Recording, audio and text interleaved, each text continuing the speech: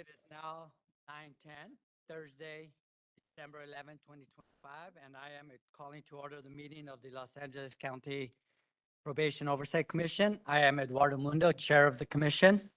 We look forward to hearing from our panelists, commissioners, and the public today on several important topics, including best practices for juvenile facility visitation guidelines, updates from probation's IDC or intake, detention and control unit, juvenile field services, adult field services. We'll also be discussing and taking action on several PLC reports, including our annual report, inspections of Los Padrinos, Afterball, and Rocky, and report back from the probation department on the board's June 2025 motion to care with pride. We have several panelists joining us today here in person and virtually. Yes. Let's get started. I will turn over to Wendy Julian, our Executive Director, to explain how you can participate during today's meeting, and then she will call the roll. Good morning. Thank you to everybody who battled the crazy LA traffic to get here in person today, and all of you who are joining virtually on WebEx and listening on YouTube. As always, we really look forward to your participation in our meeting today. We welcome your comments in writing or live. There will be an opportunity for public comment on every agenda item and at the end of the meeting for items not on the agenda.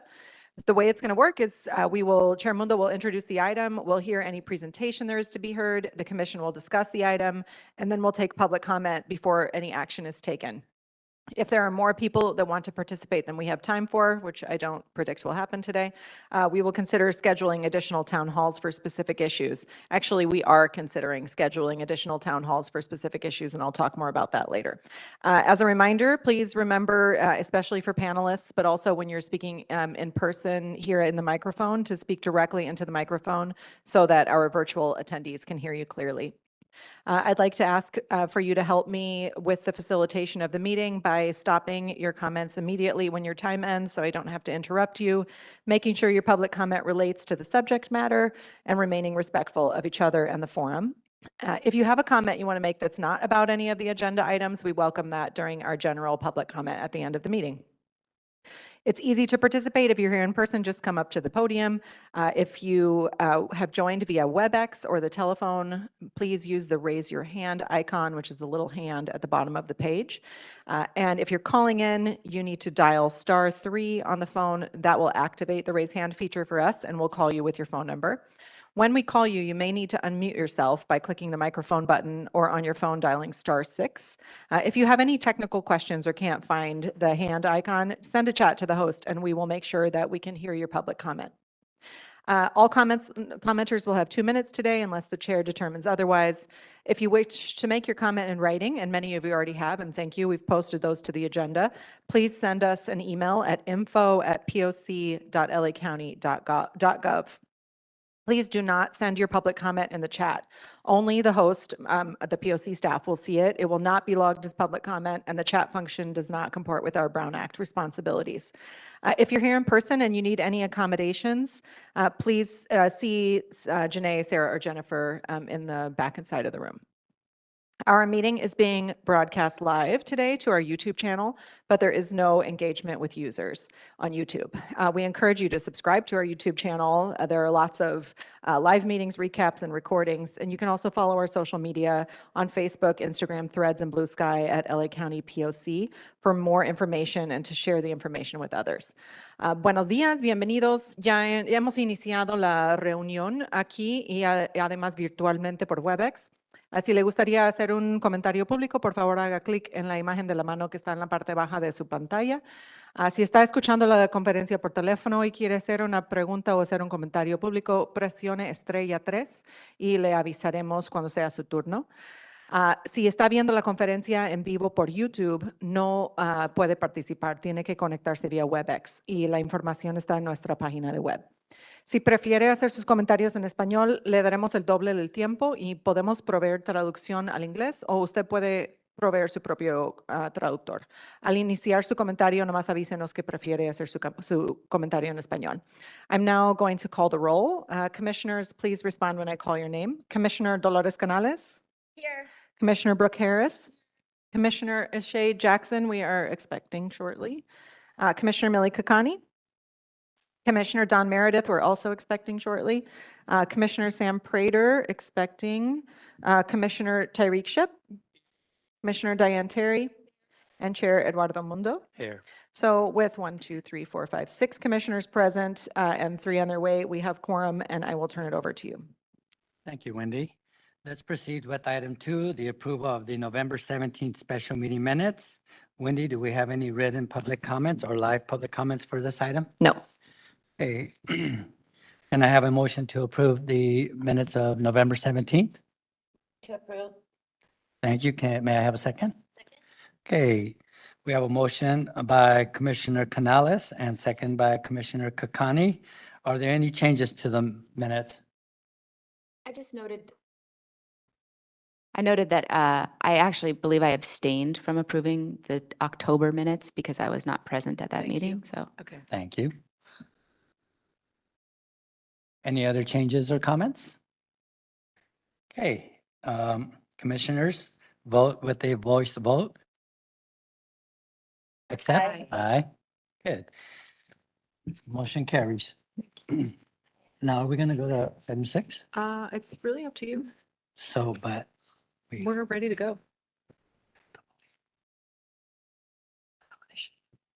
Right, but we're ready to go on this one now. I mean, okay. So item number 6. we can just stay the regular. Oh, good, regular- good. Sorry about that. Okay, we are going to move to agenda item number 3. We will discuss and take possible action on a presentation from the California Office of Youth and Community Restoration, known as OYCR, on best practices and model visitation guidelines/policies for Los Angeles County Juvenile, such as Los Padrinos Juvenile Hall and Barry J. Nerdoff Secure Youth Treatment Facility.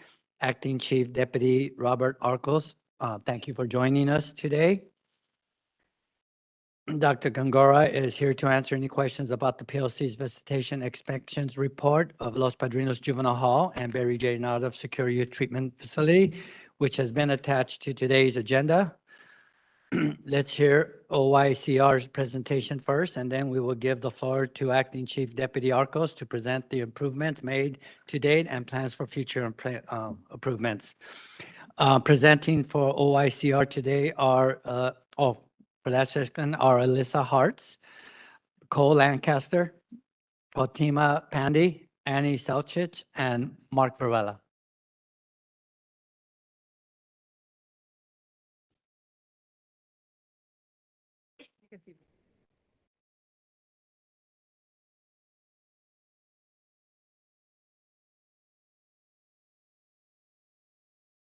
Thank you. Good morning, everyone. My name is Elisa Hartz. I'm the ombudsperson for the Office of Youth. Elisa? Just right. Like, Hold it, okay. Is that better? Okay, great. Good morning, everyone. My name is Elisa Hartz. I'm the ombudsperson for the Office of Youth and Community Restoration in the California Health and Human Services Agency.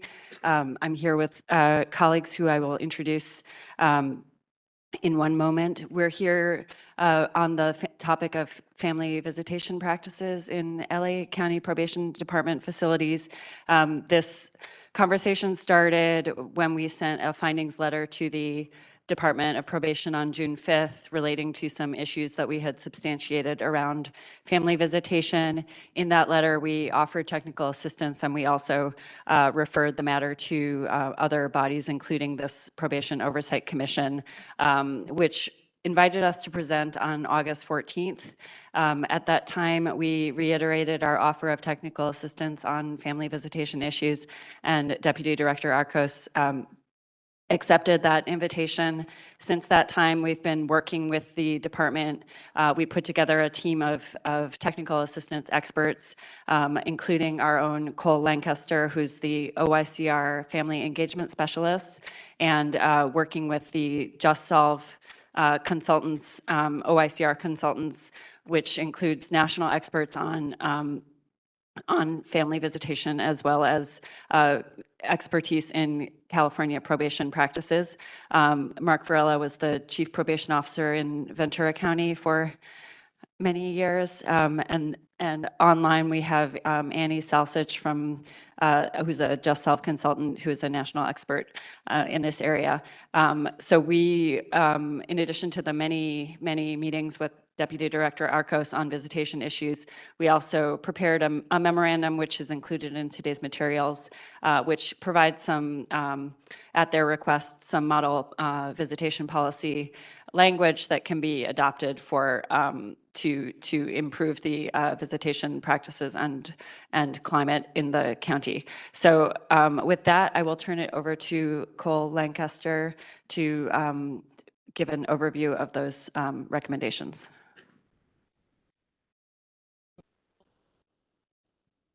Thank you very much. So good morning, everybody. Thank you for the invitation to speak today. As was Elise pointed out, my name is Cole Lancaster. I'm the Family Engagement Specialist with the Office of Youth and Community Restoration, OYCR. For those not familiar, OYCR is the state agency responsible for identifying and sharing best practices and providing technical assistance to achieve the best outcomes for youth in the justice system. One of the many areas of technical assistance we look at is family engagement, what it is, why it's important, and how to center youth and family in policies, practices, and culture throughout the system. We work to ensure youth have access to their loved ones and to include youth natural support systems in their rehabilitation process. We're happy to be providing technical assistance to the Los Angeles Probation Department regarding visitation practices and policies within LA juvenile justice facilities. We've had multiple positive and productive conversations with the Probation Oversight Committee, as well as the LA Probation themselves, particularly Acting Deputy Chief of Operations Robert Arcos, concerning this topic. So as part of this work, as Elisa mentioned, we were asked to provide some model visitation policy language.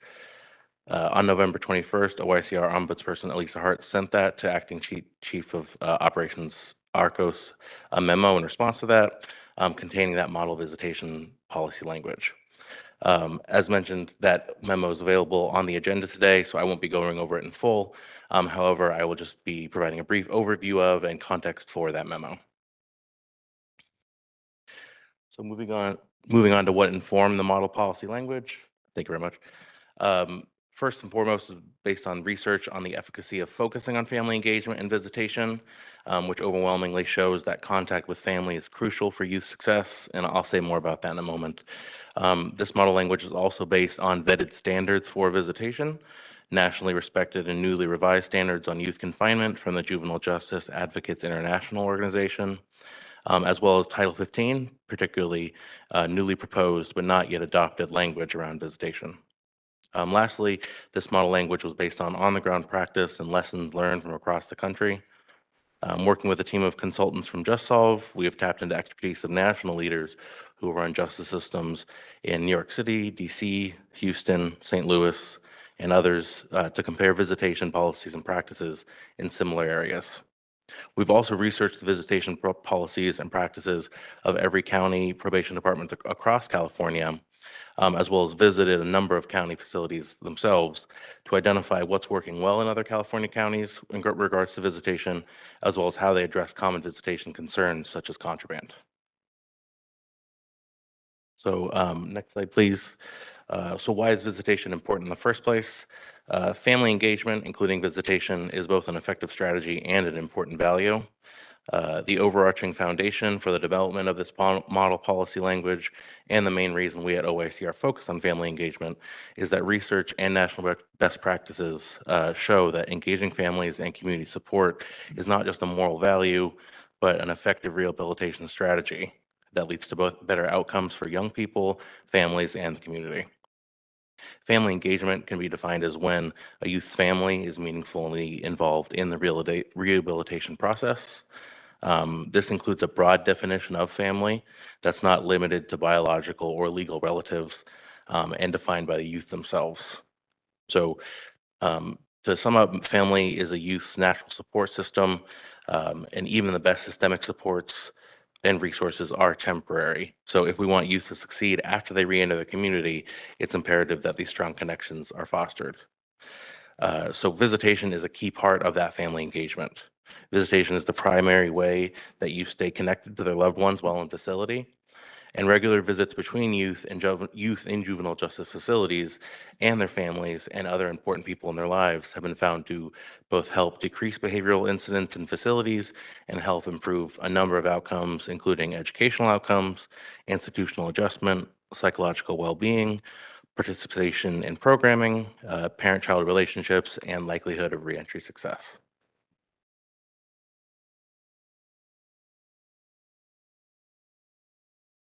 So in the memo, we provided model policy language for 5 sections for stating a policy's purpose, outlining proposed visitation rights, establishing visitation procedures, setting communication standards with family, and brief special protections considerations.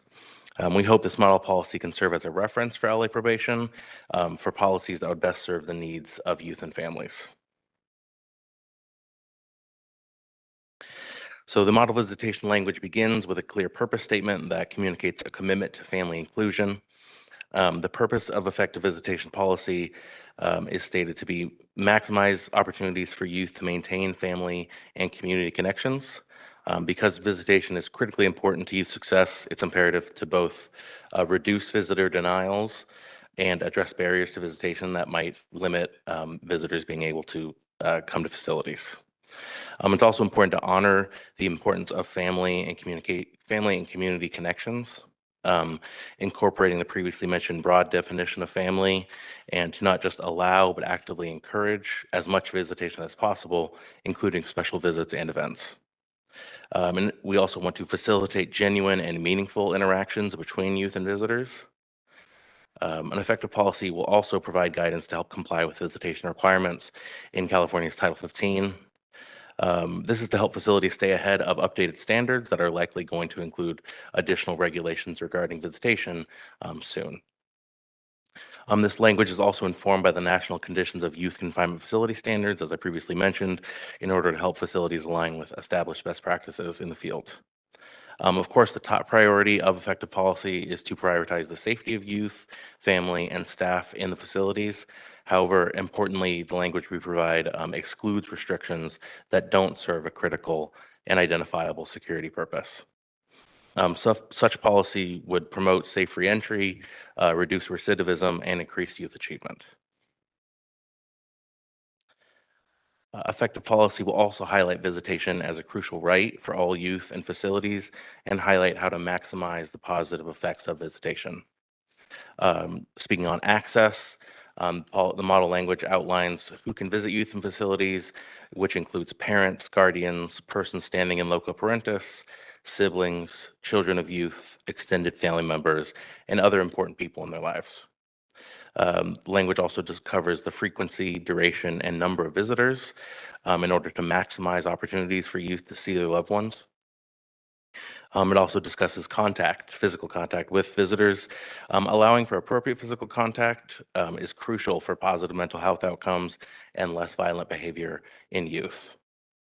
Lastly, language covering visitation activities, as well as fostering meaningful interaction between youth and visitors through appropriate activities such as private conversations, group activities, and cultural and/or religious activities. Moving on, the model policy language also covered procedures.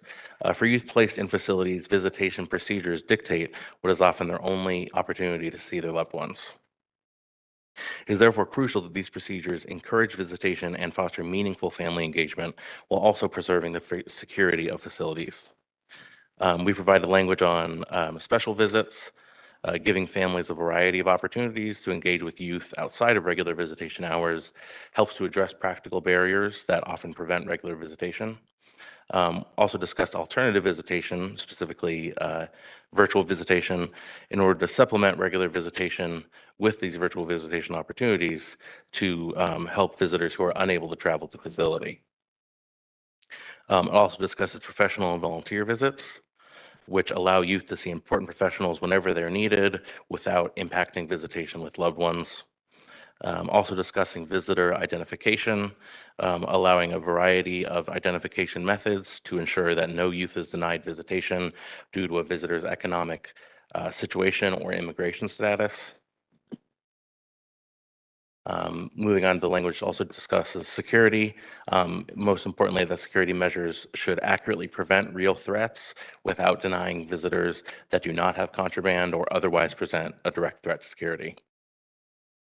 We also discussed the visitation environment, outlining visitation spaces and staff behavior that foster genuine connection between visitors and youth.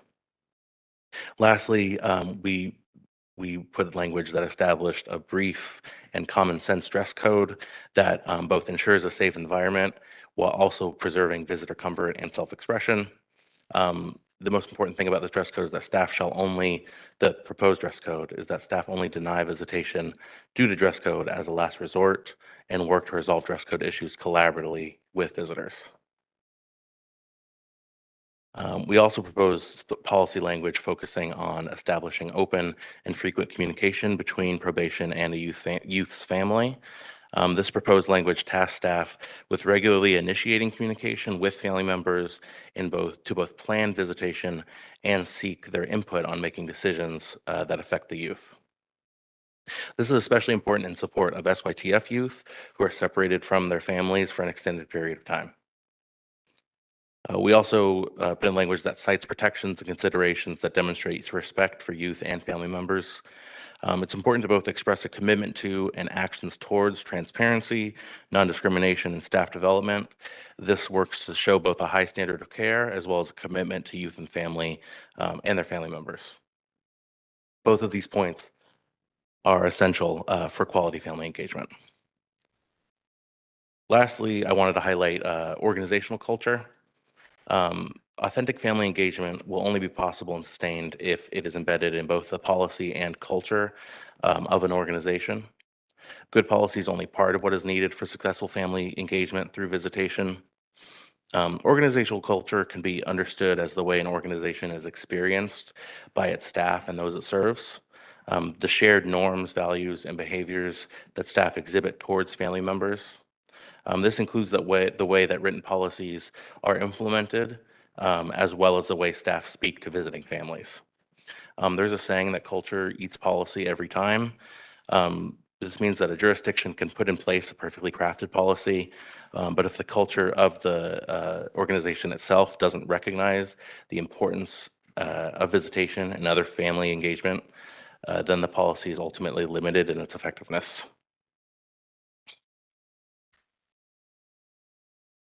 So I think that wraps it up for me. We at OACR are hopeful that this work with LA Probation will promote visitation practices that both maintain facility security and promote family engagement. So thank you very much for allowing me to speak today.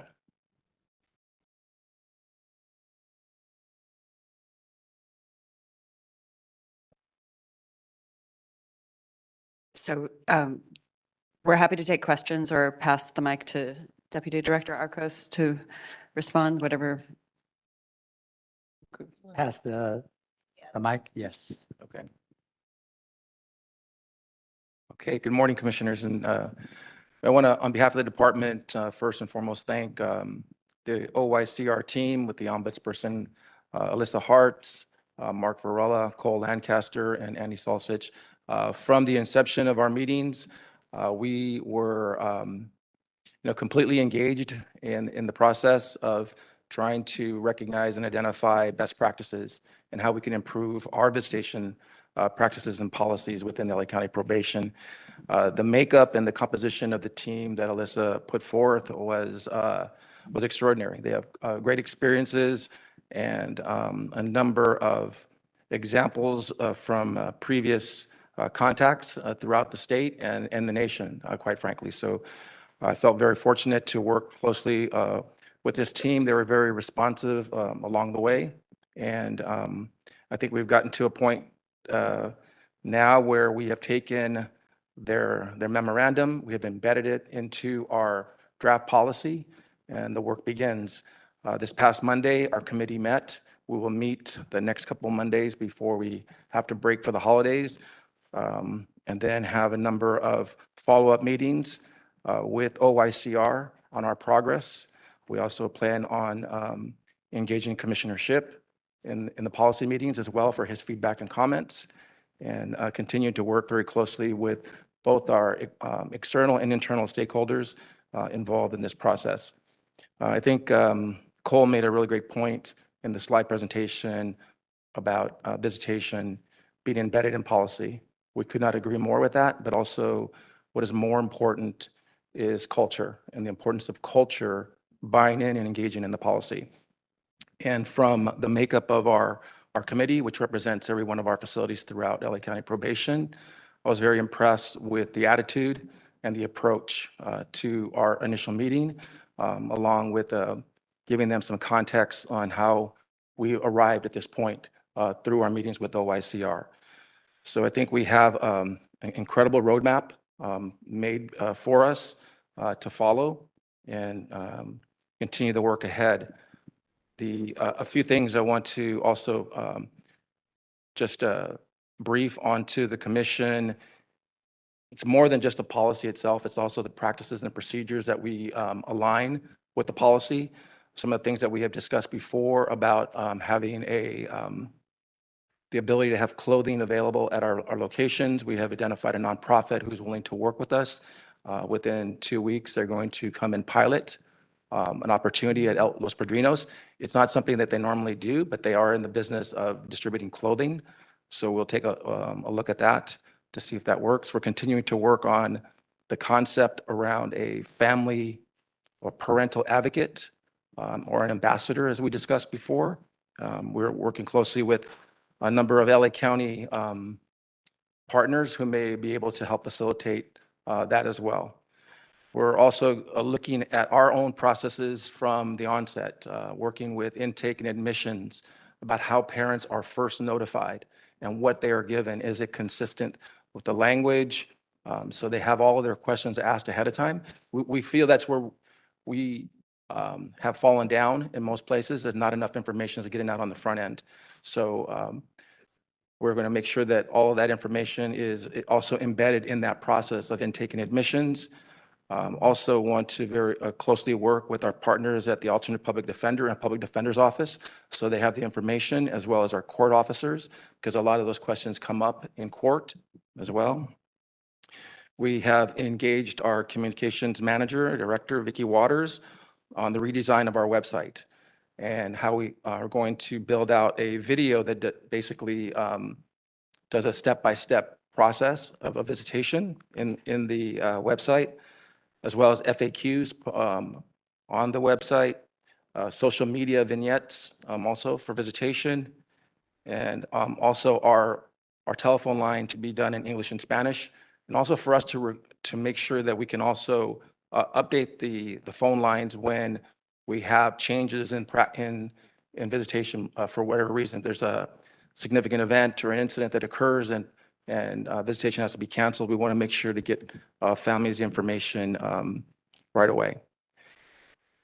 So with that, can I also take some questions? But I also want to take this time also to thank Commissioner Canales for joining us at Barry J. Neidorff this past Saturday at our Sip and Paint. It was also an opportunity for both of us to witness some visitation that was occurring, and really was a great feeling, I think, for myself personally, of watching the Sip and Paint event go on, where there was contact allowed at that visitation. And then some things that were happening on the opposite end with our juvenile hall at Barry J, on things that we can do better. So a number of things are identified from this, and I'll continue to be present at both of our facilities, LP and Barry J, as well as the camps, to ensure that we are not just waiting for the policy to get done, but we're already starting to make some improvements that make the visits as meaningful and as special as possible. So then I'll take questions if you have any for me. Thank you, Chief Arcos. Before I ask for questions and comments, be mindful, we have a lot of data to go through today with our agenda, so let's get the most pointed questions in. That being said, who'll be first? Commissioner Harris. I just want to thank the ombudsperson for kicking off this process by sitting at LP and doing a weekend of visitation and bringing the issue up. I think that's really great, and I appreciate the department and the POC for everybody just jumping in on this. So this is really heartening to read in a quick amount of time. So that's great news. Mr. Arcos, a couple of specific questions for you. The recommendations are now with a committee in probation. Do you have, I know you said you're going to continue to meet on Mondays. Once the policy is written and drafted, what's going to happen with that? And ultimately, you know, are you going to share that back with OICR? And, you know, what will happen specifically with the process? That's my first question. My second question is, for visits under 18, I know for a long time it's been sort of special, like, and court approved. And are you going to have a plan to work with the courts so that some of the values that, you know, the values that are in this TA brief are going to come to play, and everybody, you know, that it's not going to be a problem in implementation? Yeah. Yeah, so I'll start with the latter on that, Commissioner Harris. I think we agree with that. We agree with siblings and those that are under 18, and it's was in the recommendation from OICR. So how we can work through that as well to make those available and not just call those specials as well. So that is definitely within the working group. To the first question, you know, I believe we're going to really lean on Commissioner Shipp as your representative from the commission to be that point for us. And also we're going to, we're not disengaging at all with OICR. They're going to be an integral part going forward. We just had our you know, inaugural meeting, but again, I was very, very impressed and pleased with the makeup of the men and women from the probation department who've been doing this for quite a bit. And so I think we are much farther along than I expected for day one of the meeting. So by meeting 2, I want to have a call with the team from OICR to give them some feedback on that. And then I'm hoping by meeting 3 that we can engage Commissioner Shipp to greet the committee and talk a little bit about their expectations as well and how we continue to shape and make this, again, something that becomes, quite frankly, a national best practice for everyone else.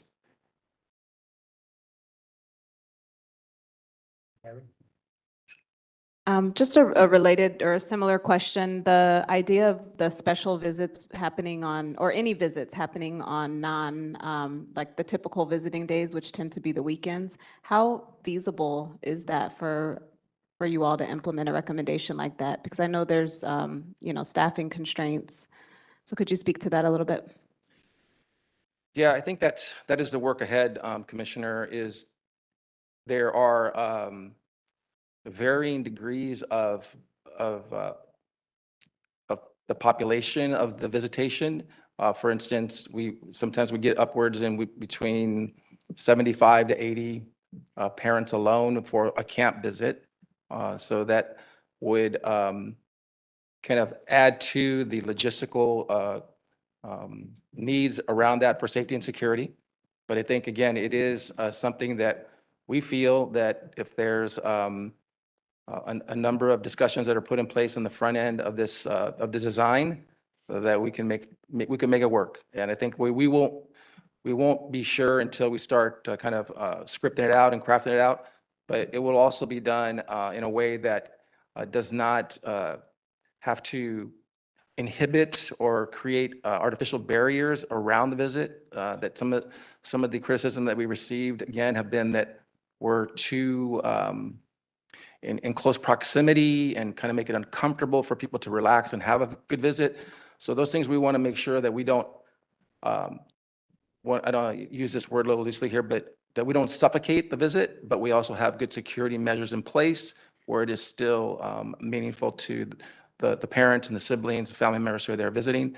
But I hear you loud and clear. We want to make that happen any way we can. We know we're dealing with those staffing issues, but I believe that there is definitely very open feelings about making these things happen. Commissioner Canales? Thank you so much, and thank you for your presentation. And what I'm wondering is the SEOs are often the first ones that have encounters with the visitors coming in, but, you know, we just say probation, but like I know at Barry J, it's the SEOs that are out there Will they be part of like the training and attempting to adopt a culture of customer service? And then a lot of times the visitor doesn't know. No, I was just there. I seen it. Armando, you're looking confused at me and then you Yeah. go, No, no, I'm just listening to you. okay. Do you have a question? No, I'm listening to your Okay. question. So, and oftentimes people will say like, oh, probation, stopped me or messed with me or whatever. For instance, the paint and sip that we just attended at Barry J, it was amazing. And I really appreciate all the work Director Newell put into it and going out there and making sure that visitors didn't have a problem. But there was one SEO that seemed to be a little bit frustrated with one of the older visitors. And everything worked itself out, but that wasn't even probation. So I think that the SEOs also need to be a part of the conversation, part of the training and the implementation as well. And the meetings that you're going to be having, are commissioners allowed to go to those meetings, the update meetings on Mondays? Well, we were told to use Commissioner Shipp as our point.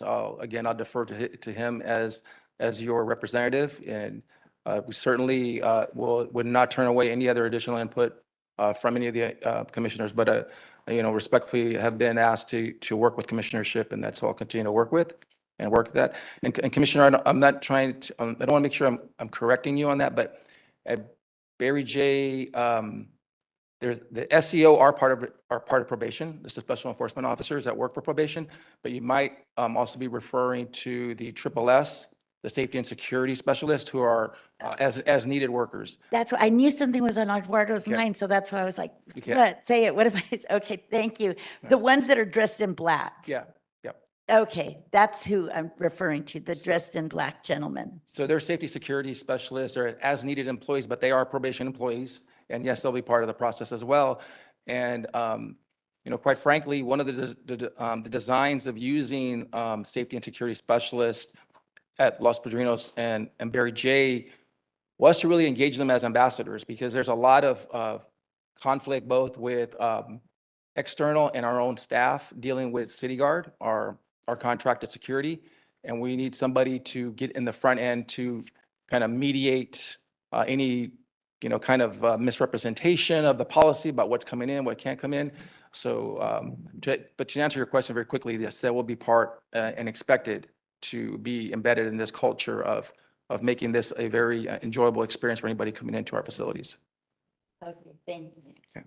Commissioner Shipp, followed by Commissioner Kokani. Yeah, thank you. I don't really have a question, more so just a recommendation. I'm finna get a little boring, finna get a little nerdish in here, but organizational culture literacy often speaks about changing organizational culture. And one of the biggest things that it talks about is monitoring and making sure that once you change this culture, it is something that is kept. So my recommendation to you is that not only should you just monitor this and hopefully have your team meet milestones, but also I think you also can give ownership to parts of your team. I think the staff would take that on well, and I think ownership tends to make people buy into it a little more. So my recommendation is to monitor and also give ownership to some of the staff inside of the facilities. Commissioner Kokani. Just wondering if there's a timeline that you all have established for a final policy that like the POC as a whole can review or react to. I know that commissionership, there was a visitation kind of subcommittee and is leading that, but I think it would be helpful if there was a final document that folks could look at. Yeah, I wanted to say that as I mentioned previously, I think the first meeting was much more engaging, and I think there's a lot of understanding about the course and process that we're going to go through. So I mentioned at the last presentation that I was trying to get something done, hopefully by the first quarter, but I think we're much more ahead of that now. I'd like to give you something in January Okay. to take a look at. Hopefully that goes with what OYCR's feedback is and what Commissioner Shipp's feedback and your own feedback is on how we're progressing through this policy. But I'm much more optimistic than I was at the last meeting. That's amazing. And I did just want to lift up one thing. I mean, this is, it's a meaty document that maybe folks didn't have like the public didn't have the full opportunity to read, but I really just appreciate this piece in section 5 on security, which is that sniffer and detector dogs are not advised, and if used, shall not be the reason alone that a visitor is denied. And there's a site that talks about kind of the biases and the inaccuracy, despite the fact that in like lab testing, these dogs are 90% of the time accurate, but in the real world, that's not necessarily how it plays out. So I really hope that there is special attention paid, excuse me, to the way that dogs are used, just because I think they are a significant barrier to people being able to access the young folks that they love. And there isn't really much process around that. Yeah, we agree with you that, Commissioner, and I want to just also let you know how we led our first meeting was with this comment, is that it is our responsibility, meaning the probation department, it is our responsibility to facilitate a visit. So we need to be problem solvers. We have to figure out every way we possibly can to make that visit happen. So that is how we opened up the meeting, and I had complete acknowledgement and buy-in from our team on that. Okay. Any other questions? So I have a question for Mr. Lancaster. You mentioned the term local parente. How does that look up and down the state, not only with the pre-dispo juvenile halls or any other facilities? Is that a court order that facilitates who can come in? That's not a direct bloodline or the mother or the father? How does that look? I might start if that's okay. So Title 15 specifies that the facility administrator can approve visitors to visit a young person regardless of who they are. It lists certain categories, and so it really gives a lot of discretion to the facility administrator. There are some departments that require a court order for non-parents or guardians, but it's unusual, and it's certainly permitted by Title 15 to allow a facility administrator to, and they usually work with probation officers, the local probation officers, to ensure that they're identifying young or adults who are positive influences on a young person. And so it's really a youth-specific determination about who is a supportive adult in that young person's life. But the facility has a lot of discretion to do so, at least under Title 15. Up and down the state, do you see it in practice? Yes. Yes, And- this is one of the only departments that appears to always require a court order. So, Chief Arcos, I'll just piggyback on that question. Is that something that the department is looking at to kind of just get an idea of what we can do with that? Yeah, it's definitely in our conversation with OYCR ahead of time. So we have already put that down on our draft about working through that. But it's I'm sure there are other stakeholders will have to engage on that as well. But we definitely are committed to making those things happen. Thank you. Yes, Mark. Mr. Brella. Good morning. It's great to be here. Thank you. A little bit about my background. I'm a consultant right now for Just Solve, working in support of this particular assignment with OYCR. But prior to retiring and becoming a consultant, I was a probation officer in Ventura County for 34 years. The last 13 was as the chief probation officer. And so many years in my career were working in juvenile custodial facilities. And one thing I can tell you is that the support team for a particular youth looks a little bit different from youth to youth. And the probation staff, they do a deep dive into each case. And if there are behavioral health folks that are working with the youth, or education folks working with the youth, we do a good job of identifying what this team is. And we understand that we can't underestimate the impact of caring adults in a youth's life. And it could look a little different. It could involve an athletic coach. It could involve a neighbor. It could involve an uncle. It's not necessarily fall in the category of parents, guardians. So it's up to the department to identify what the support team is going to look like.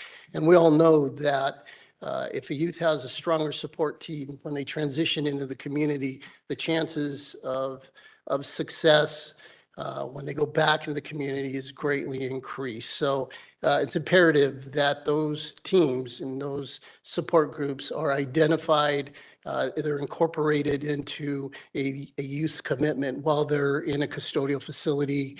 And they're part of that team once the youth transitions out. It's so, so important. And facilities now, because with the closure of our state facilities, the SYTF youth are going to be in local custody, and the responsibility of the locals now to make sure that reentry plans are done and youth have that support system once they transition back out in the community. So it is vital that facilities become that hub, that preparation center or transition centers to prepare youth for that transition out in the community. So, so important. And I just want to make a point that these support teams look different depending on the kid. Thank you. Wendy, do we have any live public comment or written? No written public comment so far. If you want to submit written public comment, send it to info@poc.lacounty.gov. Please use the raise your hand function or dial *3 if you want to give public comment. And as people are approaching the podium, I just want to say some words of gratitude to OYCR and the probation department for really taking the initiative to do this work without a mandate from the Probation Oversight Commission or the board, but doing it on your own. It's really exciting to watch that happen. To Sarah and Jennifer, who helped write and draft the visitation recommendations that are attached to the agenda that were very positively received by the department as well last month, to the policy committee, and most importantly, to the parents who talked to us about this. There are parents who have very bravely given public comment at these meetings, who've talked to us individually, who've shared their concerns. It's the reason why we were able to bring this up, and we couldn't do this without you. So thank you to the parents of young people in the facilities for bringing this to our attention. Kevin, welcome. Good morning. You can get us started. I think the clock is working. Thank you. President, that I believe that if you believe that we have so many agenda to go over today, I mean, probably you should extend the time of the meeting. Maybe you should make an additional meeting. But I believe that trying to rush every commissioner make their question short and quick is not the correct way to do, because every single decision you are making today impact trillions of lives in Los Angeles County alone. So talking about, I just heard that from that young lady right there talking about the Title 15 is very concerning, because all of the presentation, everybody are super optimistic, focusing on the positive side of the visitation policy. And then LAPD Chief Michael Moore said sometimes, you need to watch the both sides. Sometimes you need to watch all sides of the story, because I'm not hearing much about the negative consequences of visitation. For example, that I grew up in a criminal family. Everybody in my city, in my neighborhood, we are all professional criminals. That I understand that a negative criminal parents have a lifelong impact on their kids. So certain parents that probably can make a positive impact after the visitation, but certain parents absolutely make the kids much worse, even worse, every time they visit. How can you guarantee every single visitation turn out to be a positive impact? I disagree with you. I disagree with your assumption. So I want to make sure that we have some boundaries, we have some certain evaluation policies, because like the lady said, Title 15 basically give you all of the discretionary power that you need to allow whoever wants to visit. So I just want to let you know, maybe you never thought about that certain parents does not have positive impact after visitation. They possibly have a negative impact. So. Good morning, Helen. Good morning, everyone. Helen Eigenberg. I just want to thank POC, OICR, Probation, Chief Arcos, for putting this on everyone's radar and addressing this visitation. I think we can all agree how important it is for families to have access to their kids, for kids to access their families. Just two quick things. I'm never going to stop advocating for hugs. Every kid will mention this. It's a basic human need. So it was brought up by the OACR. We need to not give up on this. And the other thing is, and I don't know if it was mentioned this morning, but making sure parents, it's easy and clear for them to understand if they're not able to get to a facility. It's not just Kilpatrick that folks have a hard time getting to. Folks can have a hard time getting to Silmar, or to Los Padrinos. So is it gas cards? Is it a lift? I think it needs to be, I sit in court too much to hear, families mention they don't know what to do, how to get to court, or a judge will give a court order and they're still not able to get to court. So I would just love to put that on everyone's radar. Thank you so much. Thank you. Good morning. Hello and good morning. My name is Dominique Porter. I'm here with the ARC, the Anti-Recidivism Coalition. I wanted to give a little of my personal experience in visiting. I used to be incarcerated and I've had trouble visiting with my family and positive people who were peers to me. Being in there, we are limited to just family, mom, dad, immediate family, stuff like that. But I also had coaches, teachers, positive people that I needed to be in contact with that motivated me to do better in those facilities. So with that being said, I just would like to see more of that opportunity open up to the people who have positive peers in there, because one voice to that one person can mean a lot. They can carry that one sense of motivation the rest of their life.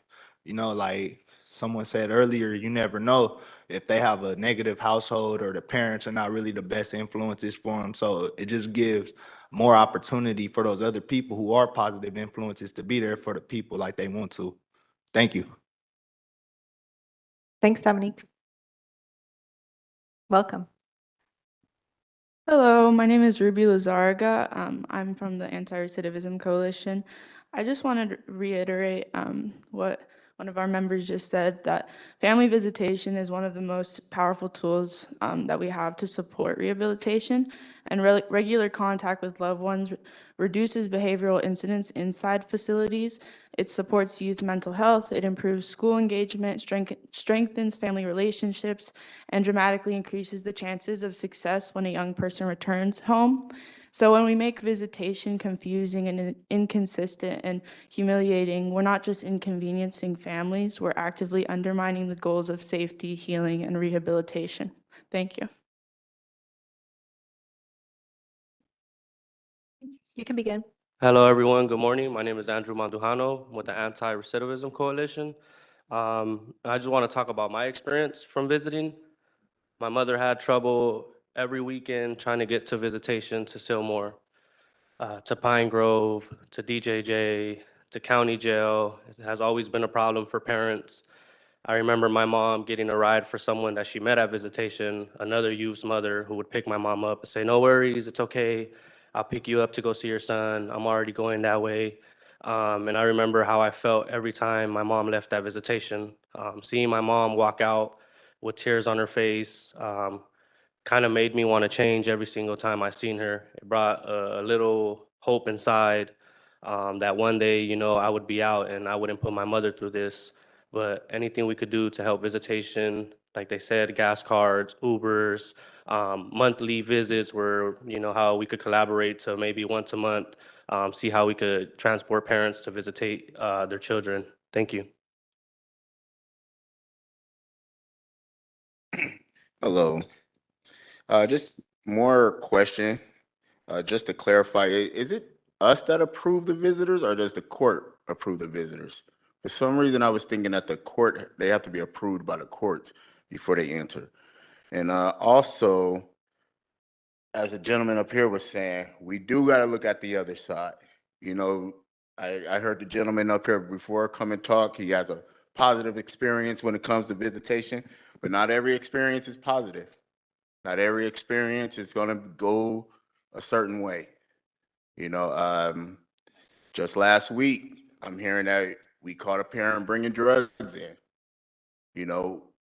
How are we going to look at those type of situations? If now we're let brands or other influences in their lives into the building as well.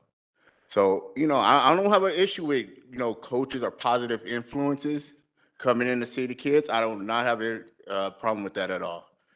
But we do have to look at if they are bringing something in or they get caught bringing something in, how are we going to deal with that as well? Thank you. Thank you.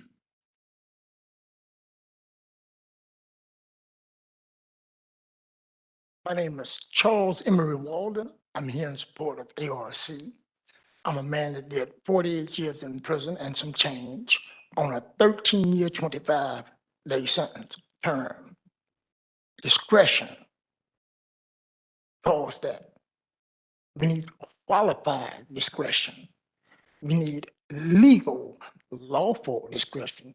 When we leave it to the word discretion, we have made it meaningless. We need to change that word. I spent 48 years in prison and some change. Honorably discharged U.S. Marine, never been in prison, in trouble a day in my life. Because in the opinion, not legal qualified opinion, of the Board of Prison Terms, I was a threat to society. I remained in prison. Nobody checked. Nobody did nothing. Qualify that discretion. Thank you for your time. Okay, we have a number of online commenters. We will start with Tahita Shakur. Good morning, Tahita. Okay. You can begin. Hi, my name is Sarah Shakur, and I'm with Youth Justice Coalition. In my outreach work, I've met countless parents who travel long distance to visit their children in the halls, only to be turned away for reasons that should never keep a family apart, like spaghetti straps, the quote unquote wrong color shirt, visible tattoos, leggings, flip flops, or simply because a probation officer felt like giving them a hard time. These constantly shifting rules punish families, not protect young people. I'm here today in strong support of the Probation Oversight Commission taking a serious look at these harmful visitation policies and creating meaningful alternatives. Young people deserve consistent access to their parents, their families, and their communities. It is unacceptable when they don't have that. If probation is already one of the biggest threats to young people's well-being, it becomes even more critical that they maintain relationships with the people who love them. Reunification is hard enough. We should not make it harder by denying a young person their basic right to family connection. I urge this commission to strengthen visitation policies so every young person can maintain the support system they need to heal, grow, and come home. Thank you. Thank you. We'll go next to call-in user number 5. Your number starts with 323. You may have to dial, now I can't remember, *6. I've only been doing this for 5 years. *6 to unmute yourself. Can you hear me? Yes, we can. You can begin. Great. Hi, my name is Emily Zamora. I'm the Policy and Campaigns Coordinator with Youth Justice Coalition. As the holidays approach and our beloveds still find themselves in isolating cells with LA County juvenile halls, I want to uplift the importance of our youth having their visitation rights protected and expanded on. Everyone deserves to be surrounded by their loved ones and embrace those closest to us, and our youth are no exception. The current conditions surrounding visitation, simply put, are arbitrary and harmful to not only the young people inside of the halls, but their loved ones outside who want nothing more than to be supportive and to be by their side. Instead, families who travel long distances for visitations are turned away for little to no reason, similar to what Tahita had just said, spaghetti straps, having the quote-unquote wrong color, having these dogs smelling people that 90% of the time are supposed to be accurate but are not actually accurate. I mean, these are things that we've literally heard throughout the presentation.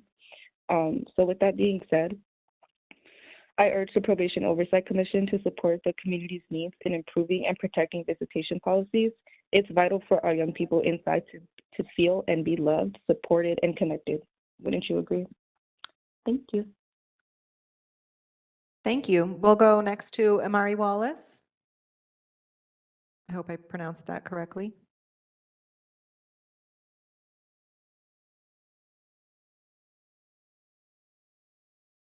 Amari, can you hear me? And unmute yourself. Hello? Yes. Okay. Did I say it right? Is it Amari? Yes, yes. Okay, welcome. Good morning. Please O- proceed with your comments. Okay. Hello, everyone. Like she said, my name is Imari Wallace. I'm 18 years old. I'm with the Youth Justice Coalition. Thank you for letting me be here today. What's happening in our juvenile justice system really matters. We need to talk about visitation rules in the intake screening process. Right now, the system makes it really hard for kids to stay connected with their families. And that connection is something that every young person needs. We also seen kids we recommended to detention without having a real look at what they need. Instead of making detention the default, we should consider better options, things that can help kids, not punish them. To add on the conditions inside of the halls, the recent inspection shows things that are honestly heartbreaking, unsafe situations, and barely any health support. These are kids. They shouldn't be put in a worsening place. They should be that makes their trauma worse. They should be somewhere that gives them a chance to grow and turn things around. People People need a system that actually helps young people, not one that sets them back even more. Rehabilitation should be the goal. Thank you. Thank you. Our final commenter will be Lena Mallet. Lena, you can unmute yourself.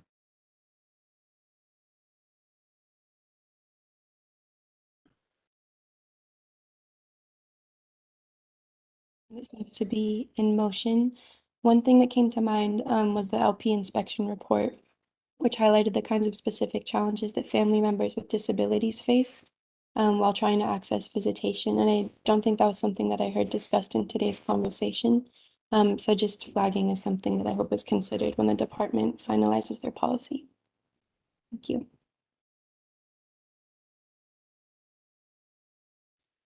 Thanks, Lena. Oh, welcome. Go right ahead. Thank you. Good morning. My name is Gabriela Jasso. I'm here with the Anti-Civilism Coalition. I come to you as someone personally impacted by incarceration. My cousin spent years in prison, and during that time, our family wasn't hurt.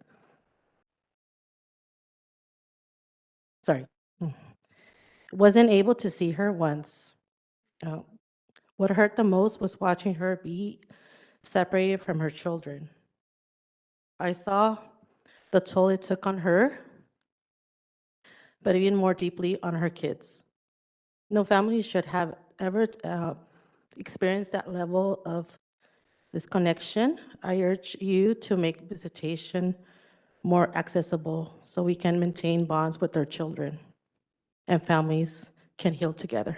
Thank you. Thank you so much. We will do two more online speakers. One is Lupe Ross. Good morning, Ms. Ross.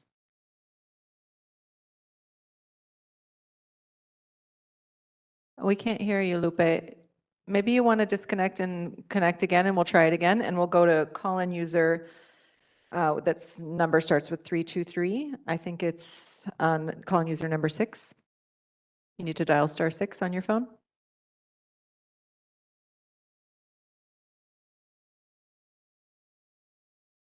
You're unmuted on our end.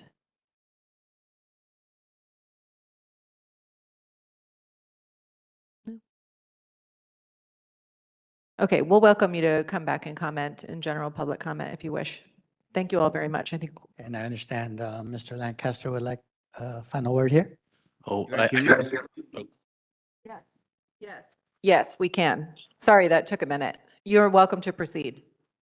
Okay, good morning. My name is George Garcia, and I am with YJC, and I'm here to address to you guys about the dress code and policies because it shouldn't be a problem for people in the halls, families to be having a hard time visiting their loved ones because probation officers wants to give them a hard time because they can't control themselves. We need better for their families in order for the youth to be safe. We need to stop it with these non-dangerous, wannabe provocative clothing dress codes policies, because colors on clothing or coming in flip-flops should be the last issue to worry about. You should also want to acknowledge the conditions of the youth that are also locked up in there, and we need to prioritize them more for them to be more safer and comfortable for a more positive outcome for our future. Thank you. Thank you. I just want to say thank you to all the commenters, especially those with lived experience, and kind of respond and just give a little context for how these model policy language was written. I think first and foremost, there was a question about how visitors are approved and how it's left up to the county. And I think, like others have pointed out, it is so important that there's a broad definition of who's allowed. I've talked to multiple youth who say, I don't talk to my family, my blood family, because they might not be the best influence, or I might be close with this person. And I think that's why it's so important to let youth define their own family and go with what they are saying the support they need. And that brings me to, secondly, there's a lot of talk about issues of security, and then there's always a balance that we deal with of security and then allowing family engagement. And I think it is so important that security is maintained, but also to look at each bit of security and say, is this something that is addressing an actual tangible security need, especially with things like dress code, because at the end of the day, as people pointed out, visitation is not a want, it's a need, especially for this population. Being without able to see your family. We talk about security. I think another issue there is if a youth isn't able to see their loved ones, isn't able to hug their loved ones, especially when they're at their lowest, when they're angry, they just need to talk to someone. How is that going to look for their behavior back when they get on the unit? I mean, so at a certain point, it is so important to look at security, but there's also security risks of not allowing these youth to get the emotional support they need. So, thank you. Thank you. Commissioner Meredith. How easy it is to forget. This is more of a food for thought than it is anything. Listening to the speakers here, it did trigger some things going back in my life. I'll leave it at that. That there are other people outside of the family that can have a better influence on the youth. And I think that's a good point that was brought up. And the other was the limitations on getting parents or family members to facilities. And I was thinking, this is abstract thinking. It might be controversial, might be a labor issue, might be a county issue, but maybe utilizing the RDPOs or those that are light duty that can drive a van to shuttle people from the designated point to the facilities. I'm just tossing it out there, food for thought. Don't worry about it, Bob. Commissioner Ship. I know we gotta move, so I'm gonna make it quick. But it's contraband down inside of the facilities, and because I feel like most of this is due to contraband, like we're trying to prevent things from coming in. So is contraband down? And if it is down, is it because we aren't allowing people to hug their parents, or is it because the new airport scanners, like, this is what we asked for work? Well, is what probation asks for working by keeping people from hugging their children, or is there other things that may be in place, like the scanners or keeping contraband down, if it is down? I'll let Deputy Chief Arcos answer that question, except for I'm very happy to say that the contraband reports are attached to the agenda under item number 6, which do show pretty significant reductions in a lot of the areas of contraband.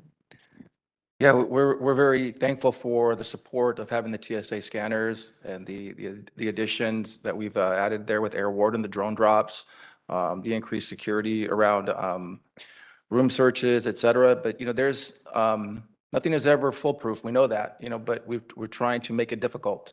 And I think the reports are showing good progress, and we'll hope that continues that way.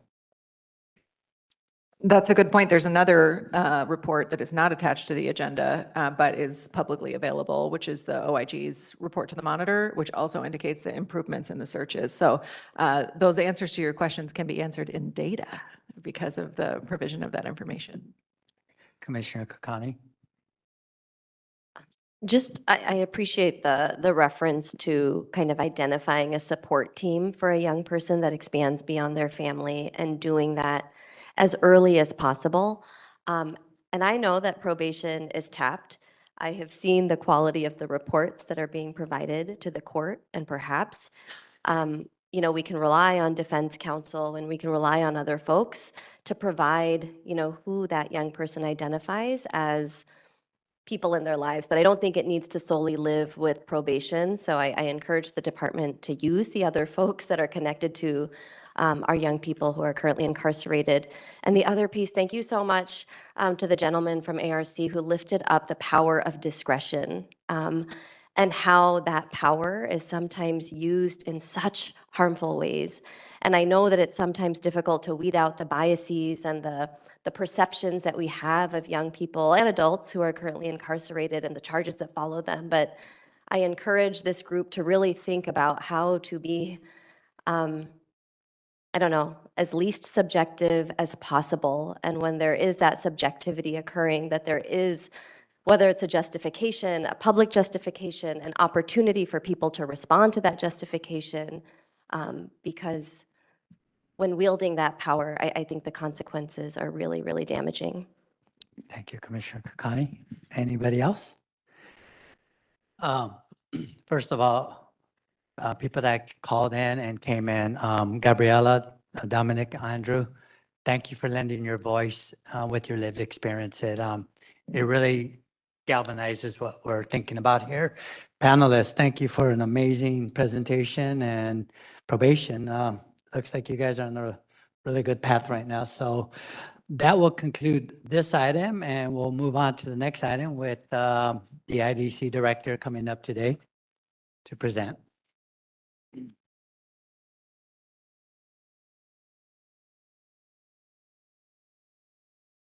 As he gathers, I'll go ahead and read the prescriptive notes here. For Agenda 4, we will discuss and take possible action on an updated data collection and quality control measures, probation's intake and detention unit. Probation Director Cesar Marquin will be presenting today.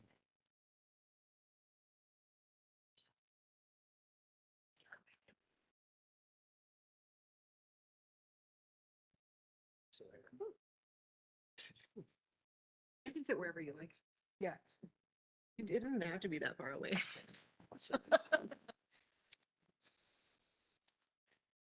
There's another error on the minutes that needs to be corrected. It has the wrong date on it. May need to go back and just. Cesar.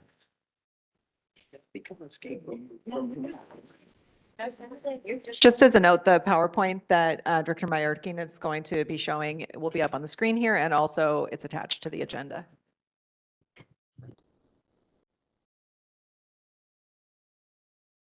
So I'm gonna, I'm gonna go next, like we did last time, I can't see what's going on.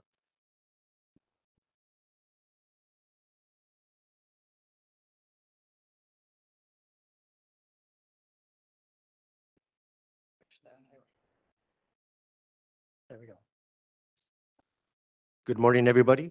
My name is Cesar Mayorkin. I'm the director over the Intake and Detention Control Unit at Los Padrinos. Today, I'm going to do a recap. So I was here in September to present the processes in IDC and discuss how, we do the intakes. I'm doing a follow-up to provide some new statistics and also to provide a chart, which I think will be very helpful for the audience and also for the Probation Oversight Commission. So. Can you speak into that? It's hard to. Is it maybe that mic in particular, or? Okay, is this better?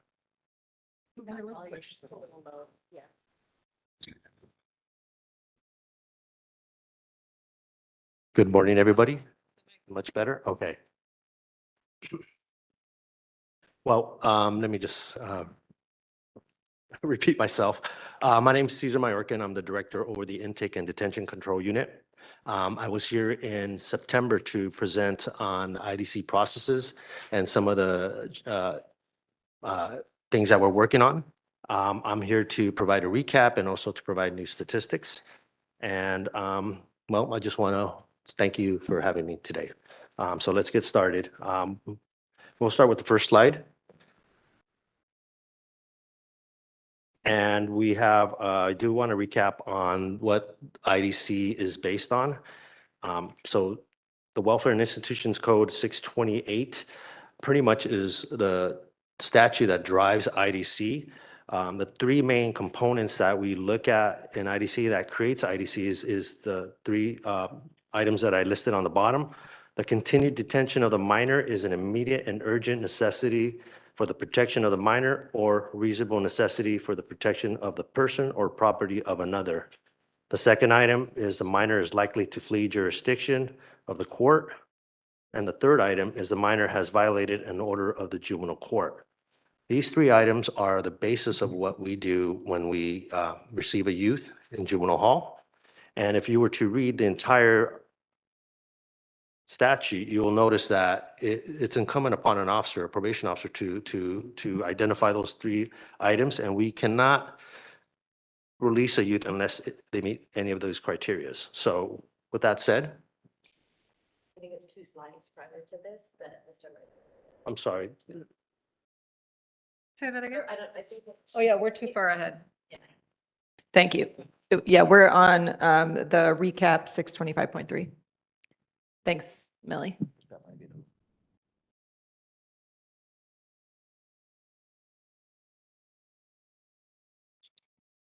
Excuse me. We maybe don't have the right PowerPoint up. We're switching it. Yeah, the one that we have printed is correct. So this is maybe the one from the last. Yeah, that's last. We'll get it.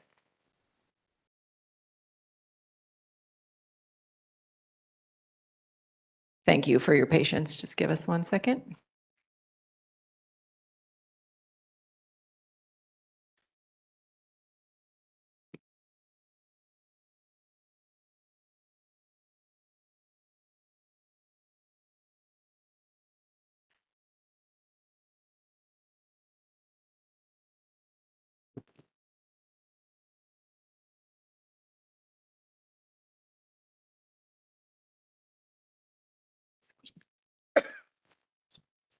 Yeah, no, they've definitely got it because this is attached to the budget.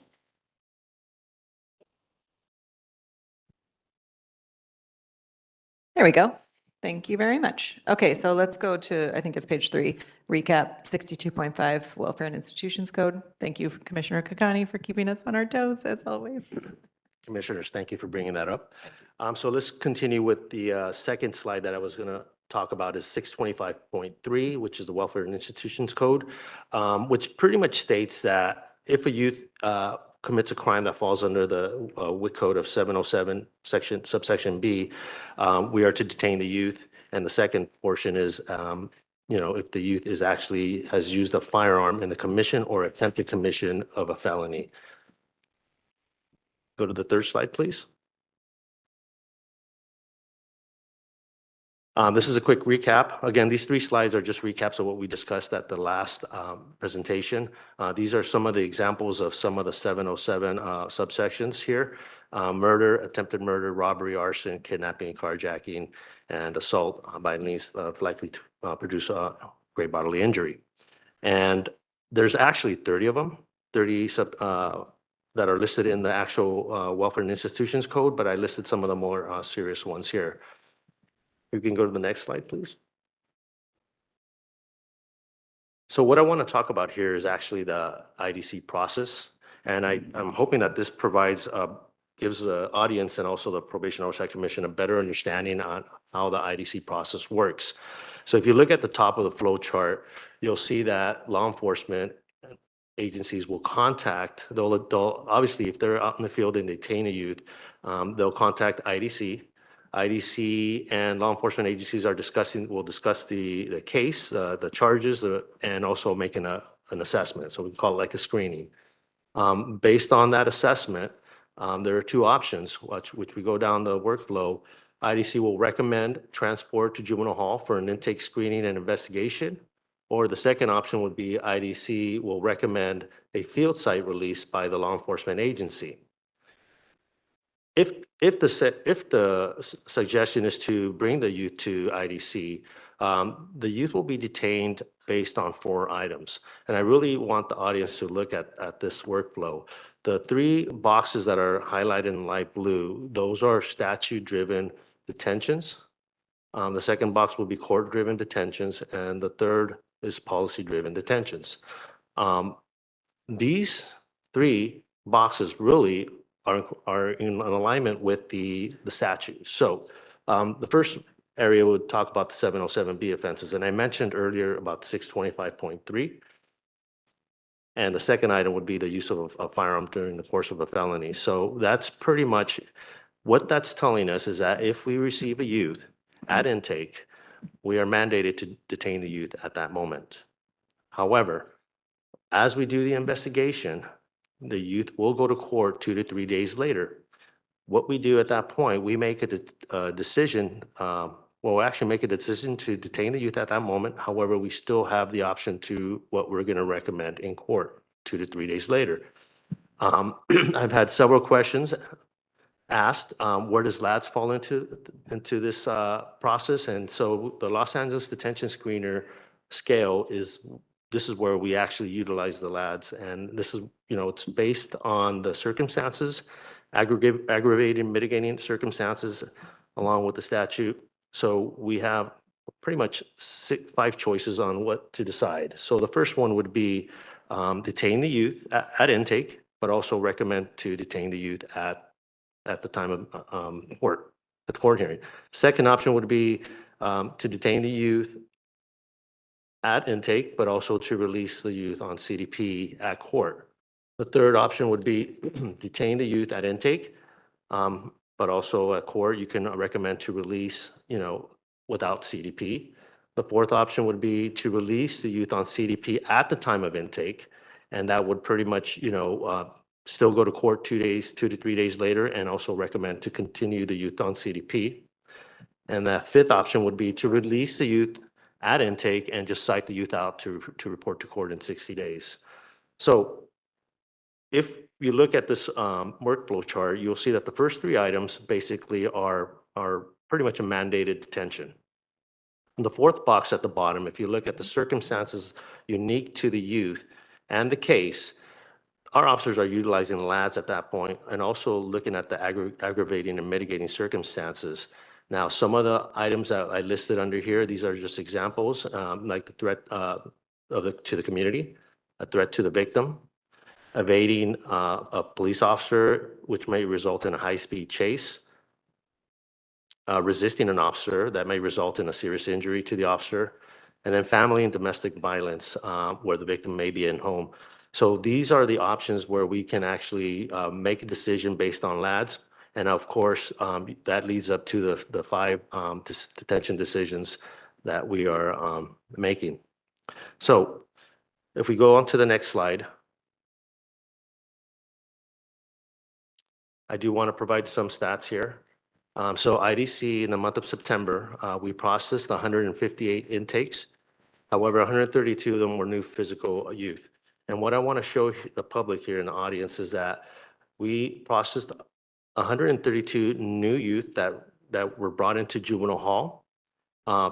51 of those were actually 707B offenses. 8 of those were firearms. 36 were warrants. Failure to obey a court order or CDP violations, we had approximately 15. We had 1 evading in a vehicle and 1 resisting in an assault. Actually, we had 0 on those. And, if you go down the list, you can actually take a look at all the detentions. Actually, all the detentions were justified, and they fall in alignment to the statute, our policy, and also a court order. Now, we do have youth that are currently already detained in some type of custody, or they might be in adult custody. And I listed those for the audience to understand that we have filings that are occurring while the youth is already in custody. And that kind of explains the already detained in juvenile hall, and also those that are already detained in adult custody or in a camp custody. Now, one of the new things that IDC has started doing is now we're tracking the field sites. So later on, I'll explain to you how we're doing our tracking mechanism in our logs and stuff. But when an officer does a phone assessment and they recommend the youth to be cited and released. The officers will obviously, most of the time they'll agree. So what we do, we get the future court date, and we're trying to get the citation numbers and the department number, so that way we have some type of tracking mechanism to know that this youth came through IDC on such and such date, and later on down the line, he's going to report to court. So we had approximately 85 field sites recommendations and 85 successful field site recommendations where the officers agreed. So we go to the next slide. So on this slide right here, we broke it down. I broke down the actual court outcome. So one of the new things that we're doing, which wasn't done before, is we are tracking the court outcome. So if a probation officer is recommending detention at intake, if you'll see on the first row right there, you'll see that we recommended for the month of September 98 detention recommendations. The court agreed and continued with 78 to be detained. However, 18 of them were released CDP, and then two of them were DA rejects. Second row, we had release at intake. We had 0 youth that were actually released at intake. And the third row we'll talk about the CDP recommendations. So we had a total of 34 CDP recommendations, one of which was a PROTAP, which was you releasing the youth at intake prior to the detention hearing. So a total of 34 were recommended CDP. 8 of them were actually detained, and 24 of them were actually continued on CDP, and 2 were DA rejects. I do want to point out, and I put this on the bottom 2 bullets, that if you look at our flow chart, and I explained that even though the youth is being detained on a 707B offense, we are still looking at the case subjectively. We're reviewing the dynamics at home, reviewing the LAD score, and we're actually trying to make a good assessment to see if we can actually release the youth into the community. So out of the 51 707Bs that I just mentioned, 15 of those we recommended CDP releases, and the court released 12 of them. Again, with the firearm charges, there were 8 youth who were charged with possession of firearms, and we recommended 4 CDP releases, of which 2 were released on CDP. So the judge will not always agree with the reports. And I mentioned at our last presentation that there are other circumstances that might appear in court that will basically sway the judge to keep the youth detained. Can we go to the next slide, please? So here are the statistics for October. If you see, we had a total of 170 intakes, of which 156 were new physical intakes. And again, I broke down the actual charges, the charge categories. And we had 156 with 59 707Bs, 16 firearms, 43 warrants, failure to obey court order, which would be like CDP violations, and so on and so forth. So most and all of these charges are actually justified detentions. Again, I'm also listing the youth that are not detained in juvenile hall, which would include the adult custodies and also the camp custodies, as well as youth who are already detained in juvenile hall and they have an additional filing, and those total to 6. In that month of October, we had 62 field site outs, which we logged in. The breakdown, if you go to the next slide, please. The breakdown for the month of October, of the 59 youth charged with 707B offense, IDC recommended 23 CDP releases, of which the court released 9. Of the firearms, we recommended 16 CDP releases, which the court released 12. I'm sorry, 12 CDP releases, of which the court released 8. Next slide, please.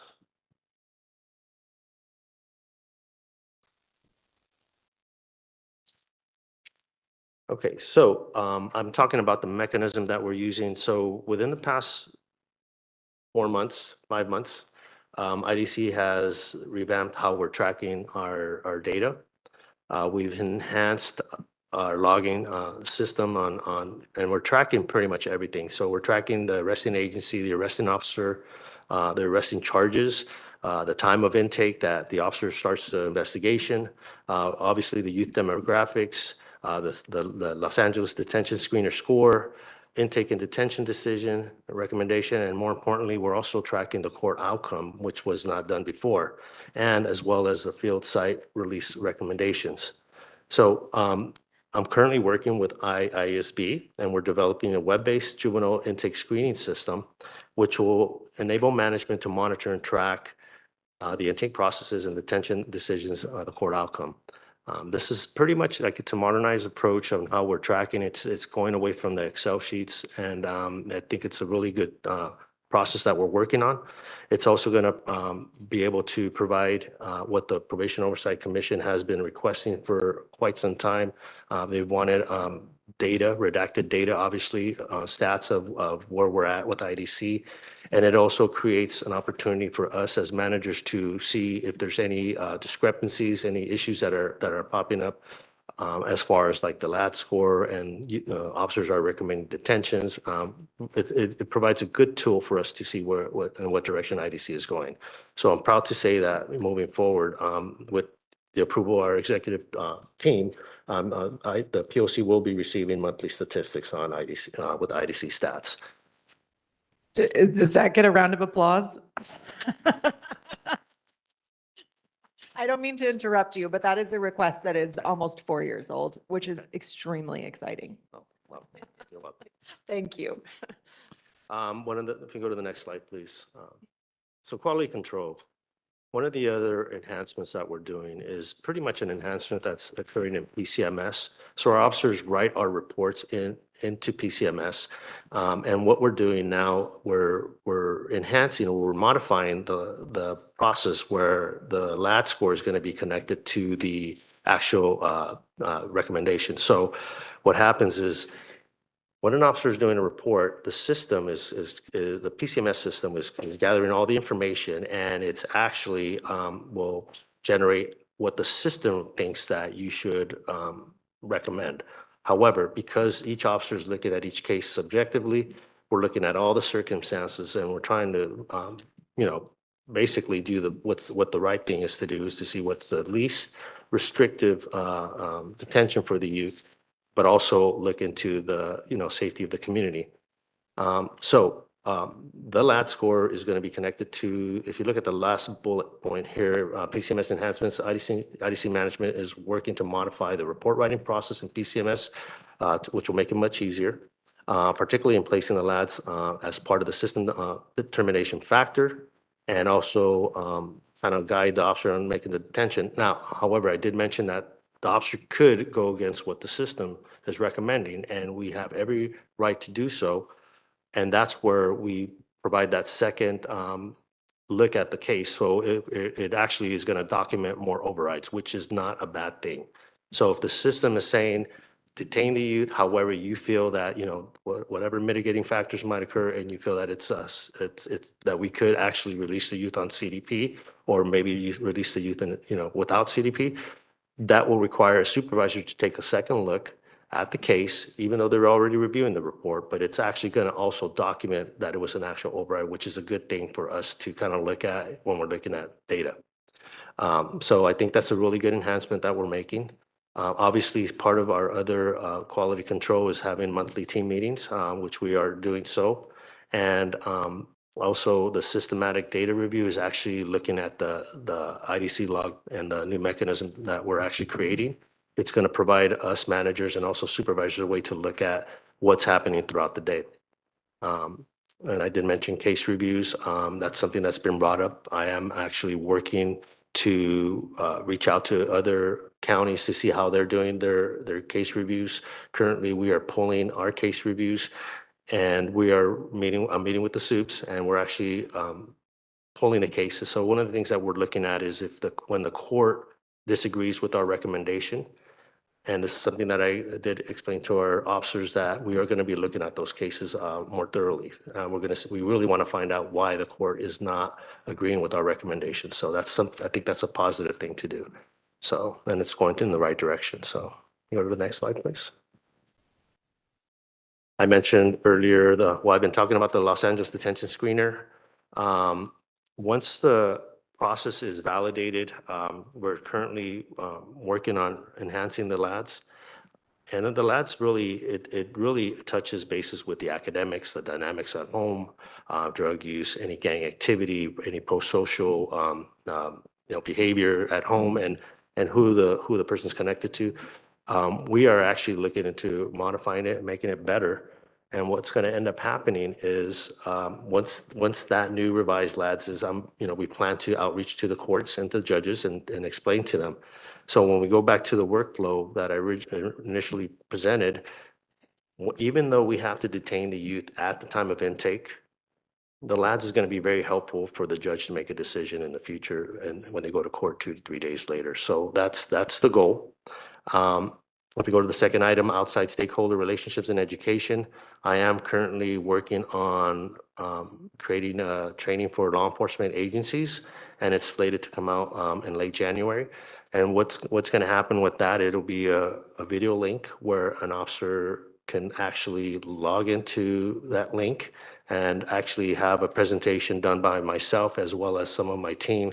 And we'll talk about the charges, also talk about the processes and the requirement, the documents that are required for the officers to bring when they bring a youth to juvenile hall. And I think that's a good positive way to reach the thousands of law enforcement officers that are out there in the community patrolling. It's important for them to know what we're doing and basically who we're taking in. So it's a collaborative effort, and also I've actually reached out to some of the other partner agencies, and that training will also go towards the public defender's office. If they're willing to sit with me and have some type of training, we just want to get everybody on the same page. Last but not least, collaborative efforts with DYD, looking into establishing our IDC officers with DYD services, and that's something that we're going to be working forward in the future. And that pretty much concludes my presentation. Thank you. Just to put this in context, the number of kids that were detained the last 2 months of data, that would have been a weekend at Los Padrinos years ago. And now it's a month for this county. So that's amazing to see that many kids not being brought in anymore. And it's part of the teamwork that you got going there. So that's really good to see. So Commissioner Meredith.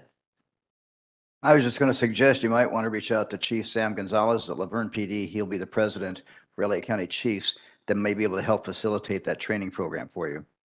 I am scheduled to meet with the chiefs in the third week of January, and I'll probably be meeting him at that meeting. So I will present to all the police chiefs in late January, and it'll be pretty much an initiation. It will initiate the training that we're going to provide to all the law enforcement agencies.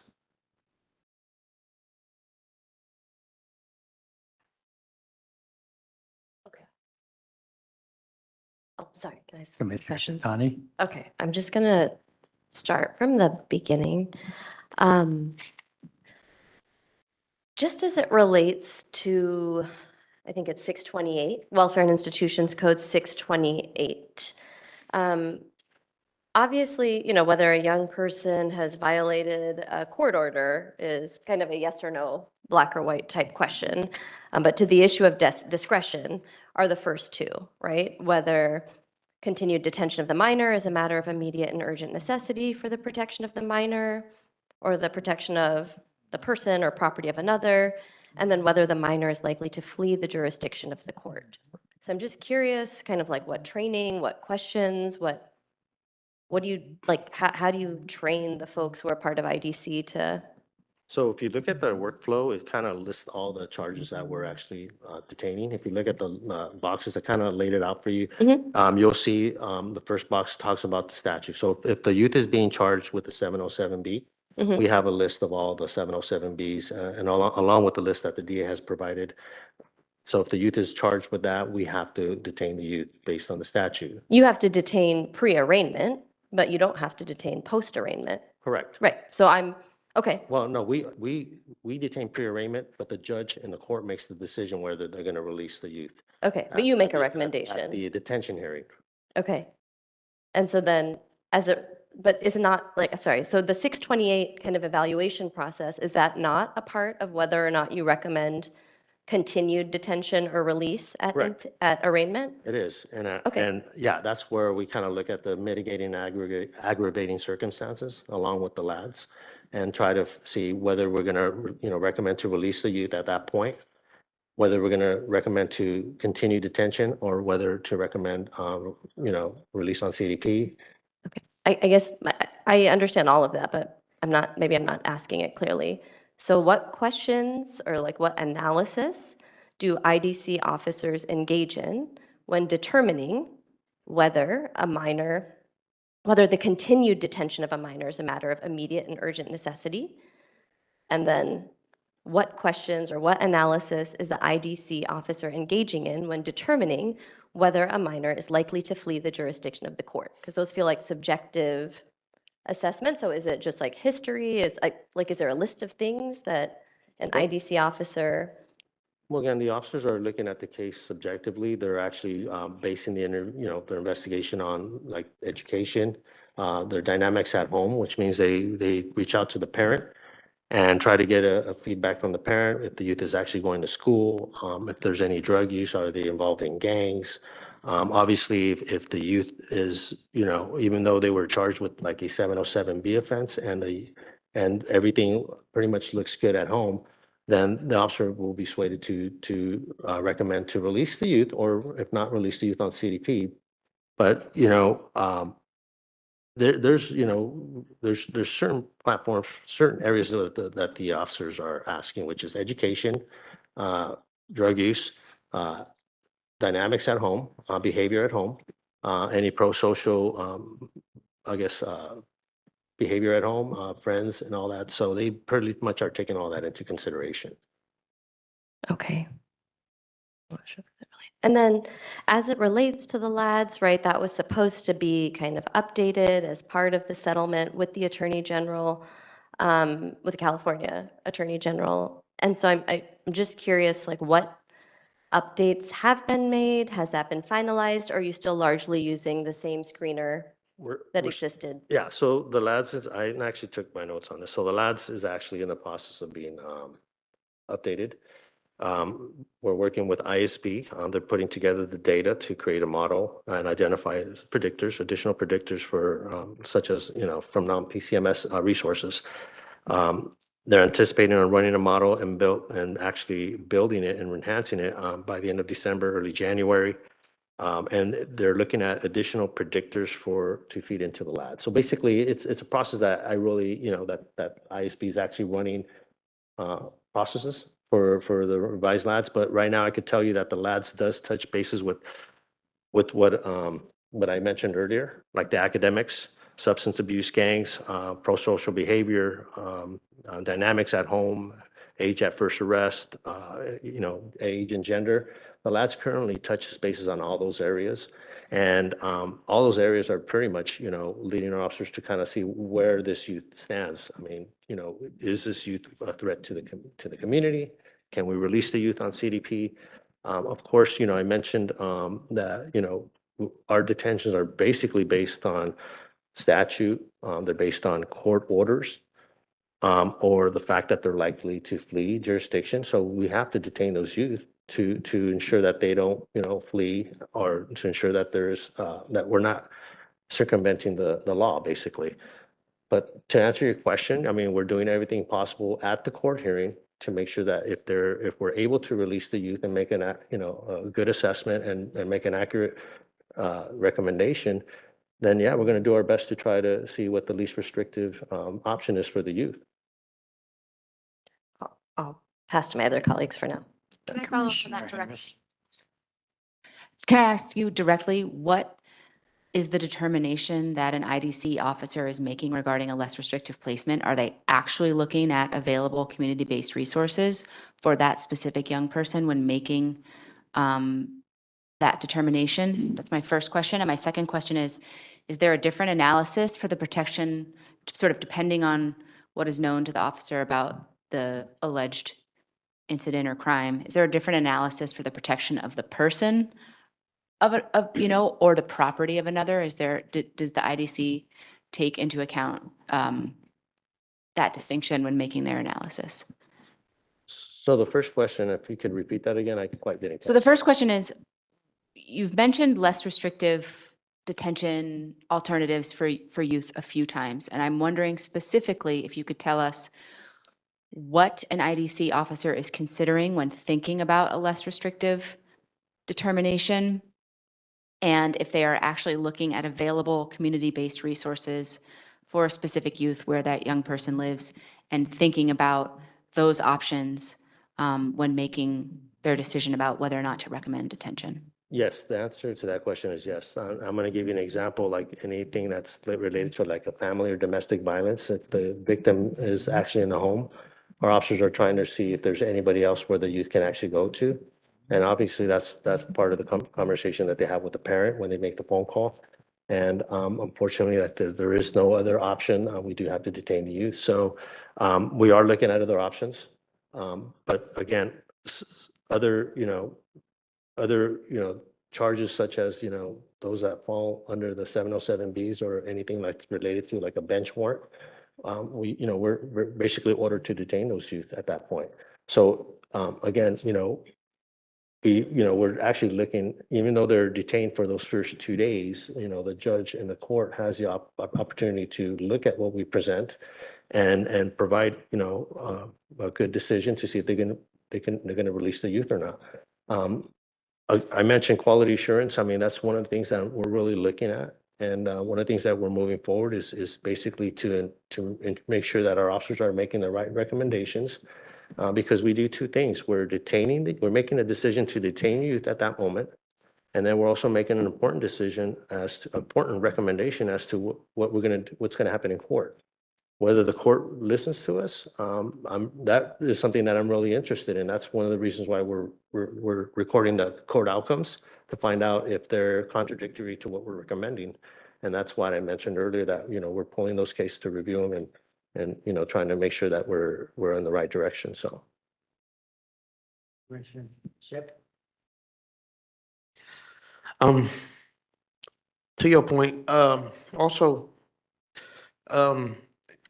pretty much a few months ago, and this truly doesn't have anything to do with you, but a few months ago, we were told that 707Bs are not likely to be recommended to come home, specifically when we talked about reducing the population, that they would have to spend time inside of a juvenile hall or in the SYTF facility. Could you expand a little bit more on specifically the 707B offenses that IDC recommended for release, and like which ones are they? Like understanding that they may not be the more heinous ones, but which ones can be released for community detention or referred for that? So because we have to detain them at intake, we are looking at to make a proper recommendation at court. Again, we're looking at the areas at home. I'm going to just say, like, if there's any gang activity, drug use, any priors, age of first arrest, we're looking at all that to see, if the youth has a stable home, and if he's a young youth who committed a serious crime and it's a first-time offender, there's nothing stopping us from recommending the youth to be released on CDP at court. And the judge might agree, or the judge might say, no, you're crazy. You come in and call us into court and say, why are you recommending this? But, again, we're looking at all those areas that I just mentioned, to ensure that, that the youth doesn't pose a threat to the community. I mean, that's the bottom line. Just trying to make sure that if we can provide a stable home, stable environment where the youth is not going to be out and committing crimes after being detained, that's what we're looking at. But in a nutshell, we are our policy and the way we're running IDC is in alignment with the statute, and we're following the law basically, and also we're following the court orders. So. Commissioner Ship, correct me if I'm wrong here, but I think what he was asking is, are we seeing 211s, robberies being recommended, or is it the assaults? Or is it, any other, is it the lower 707? I would say yes. And I'm going to give you an example. If somebody is charged with, let's say, kidnapping and rape, I would probably take a second look to see, whether we're going to recommend to release the youth in court because, you really, there's a lot of, an agency, a law enforcement agency, even though they do a police report and they provide us a police report at intake, they're still investigating the case. So there's other circumstances that can come up at the detention hearing. And so that would pretty much for an officer to basically just say, hey, I'm going to recommend release without, proper, proper investigation from law enforcement agencies, then that probably is contrary to the safety of the community. But like in alignment with Mr. Mundo said, like some of the robberies and stuff, we are looking at those. And then, some youth are being charged with robbery, even though it falls under 707B offense. It might be like a beer run, and the officers, those are the things that we're actually looking at. And that's why we're actually, recommending to release those youth at that point. So, to answer your question, we're not just basically, recommending detention on all 707B offenses. Okay, and is this newer where you are recommending 707Bs released, or is this standard probation practice that has been in place?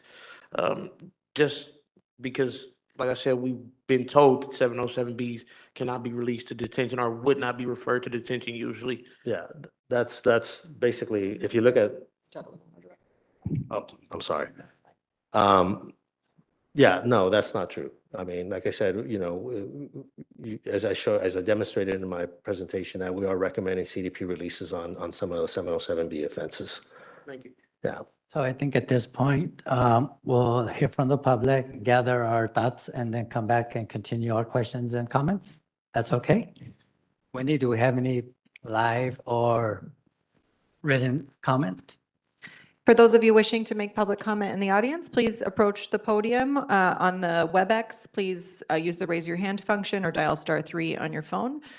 If you're on YouTube, you can't make public comment. You got to join on WebEx, and you can do that by going to our website at poc.lacounty.gov.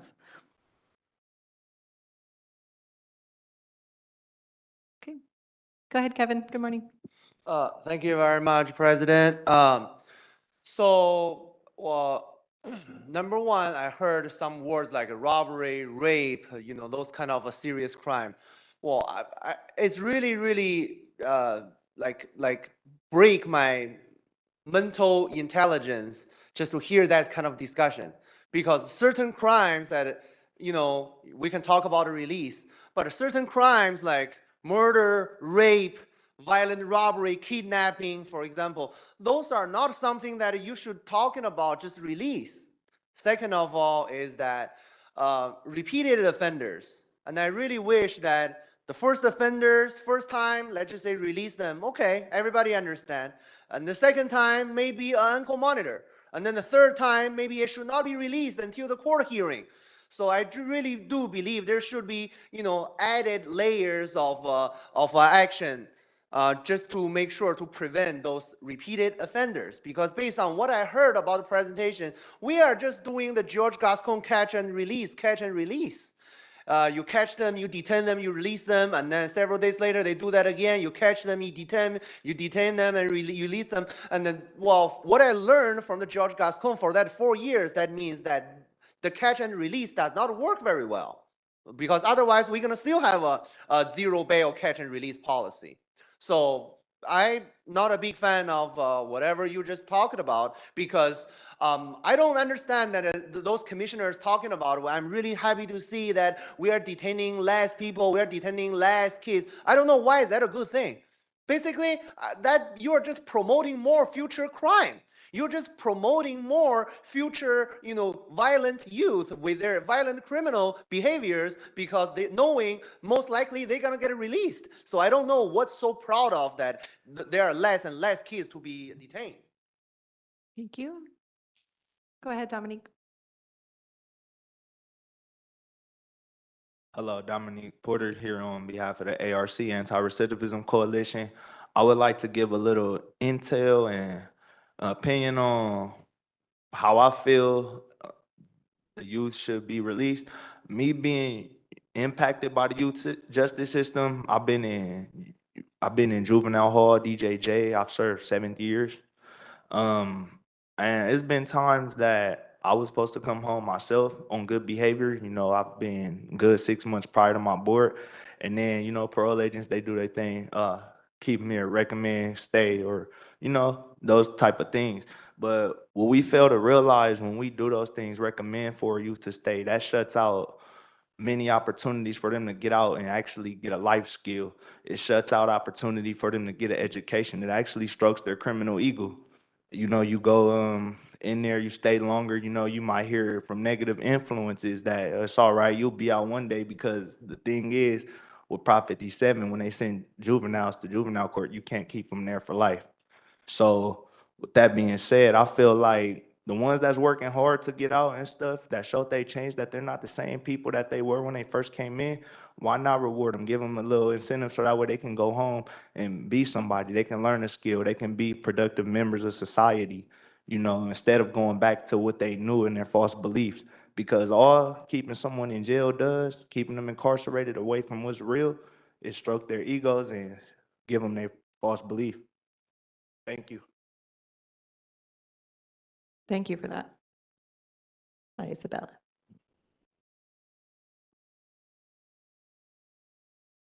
Good morning. My name is Isabella, and I'm an advocacy and community organizing associate with the Anti-Recidivism Coalition. I'm also formerly incarcerated, and at ARC, I work every day with young men and women who have spent time in juvenile halls, fire camps, diversion programs, etc. And one thing I hear consistently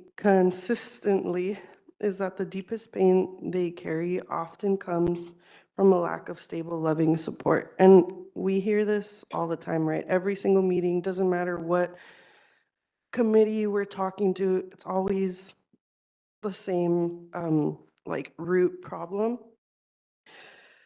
Many of these youth grew up being raised not by parents, but by neighbors, teachers, family, friends, or even another child or older youth who stepped in to help them survive. These chosen family members are sometimes the only source of stability, love, and guidance that they have. I understand that the courts decide who gets approved for contact and visitation, but when we talk about staffing, supervision, and caseloads in the probation department, we cannot ignore the roles these supportive adults play. When staffing is stretched thin, when caseloads are too high, or when youth officers don't have the capacity to truly know the young people they supervise, the people who do know them, their chosen family, because I do agree sometimes our own family isn't the best to have around them, they're like left out and deprioritized. I've seen firsthand how essential these connections are to a young person's healing, behavior, and long-term success. As you discuss staffing shortages, report writing, supervision structures, and specialized caseloads, I urge you to consider implementing pathways that allow chosen family, the people who are actually supporting these young people day to day, to remain part of their lives. When probation has limited capacity, these community connections become even more important. Thank you. Thank you. Charles and Helen are going to arm wrestle back there to decide who goes next. I don't think it looks good for you, Helen. Please begin. Hi, thank you. Thank you for all this information. It still is really confusing to me, and I still feel like sometimes the questions that are being asked aren't getting real answers. Like, I don't still understand what is considered a flight, who is considered a flight risk. And the other thing too that I think just needs to have a light shined on it is there were 158, if I'm understanding correctly, intakes. 51 of them were 707Bs. That's just a third. And I feel like what's in the air is that everyone at Los Padrinos is a 707B. And from the data, if I'm understanding correctly, it's a third of them. So I think that just needs to be looked at. What are those 2/3 then doing, and why are they there? And we need more clarification, because I'm a little more confused than I was when you started. Thank you.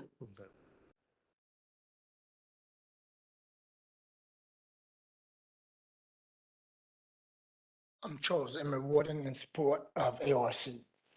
My main issue with what the thank you, ma'am. My main issue with what the gentleman presented, I think, was a great presentation. And I am stupefied to see how much change has occurred and how helpful you guys are trying to be. I really appreciate that. But to put a person's release in the hands of a correctional officer, no matter how well qualified, it's kind of, maybe a little expenditure on psychiatric help, on therapy, and have these people do the assessment. Qualifications. Excellent people, some of them, prison guards, excellent, but not qualified to make a determination about the rest of your life or, being in prison, being in jail until you go to court. It's kind of difficult. Thank you. Thank you.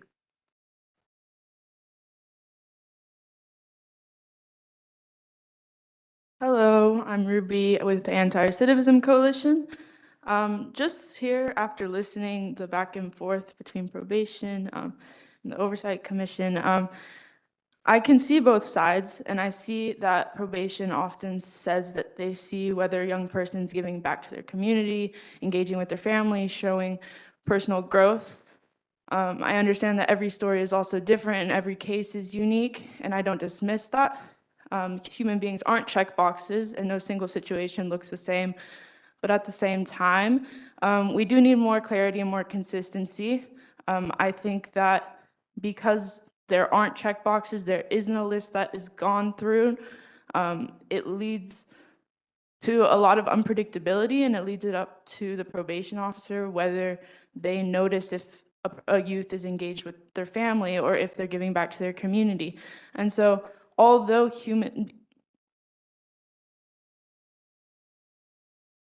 I don't think that was the full 2 minutes. Am I wrong about that? I think it was just 1 minute. So keep talking, Ruby. Well, just I understand that human beings aren't check boxes, but at the same time, in order to have consistency amongst all of these youth in determining whether they go to detention or they don't go to detention, I think there has to be some sort of a list, which I think is what Millie was kind of getting to, of like boxes that are checked off. Do they engage with family? How are they engaging with family? Are they active in their communities? Are they doing this? Are they doing that? Reasons that every youth should have the chance to be in their community. And so that was just my point. Thank you. We'll go to online commenters. Lena Mallet, you can begin. Thank you. I first similarly want to note to what Helen shared earlier that, in my opinion, none of the questions asked by POC commissioners were answered with any real clarity. And it's still not clear to me what standards, other than basic statute and questions asked in the LA detention screener, are used when making a decision as to whether a young person should or shouldn't be detained. I worry a lot about the department's heavy reliance on the LADs, which has not been validated and has received severe scrutiny from academics, advocates, and the AG's office. Not only is the tool inherently racist, but it also combines intake decisions with a young person's service needs, hampering its effectiveness and criminalizing a young person's needs. Any process to reform a tool that has such an immense impact on a young person's fate should include folks like youth development experts, psychologists, accredited academics, and others beyond just ISB. There should also be a public review board composed of impacted youth, advocates, family, and others who have a vested interest in the well-being of young folks inside. Considering the state of emergency that Los Padrinos is in currently, I would expect to see a department doing all they can do to ensure that young people are not being detained when they should not be.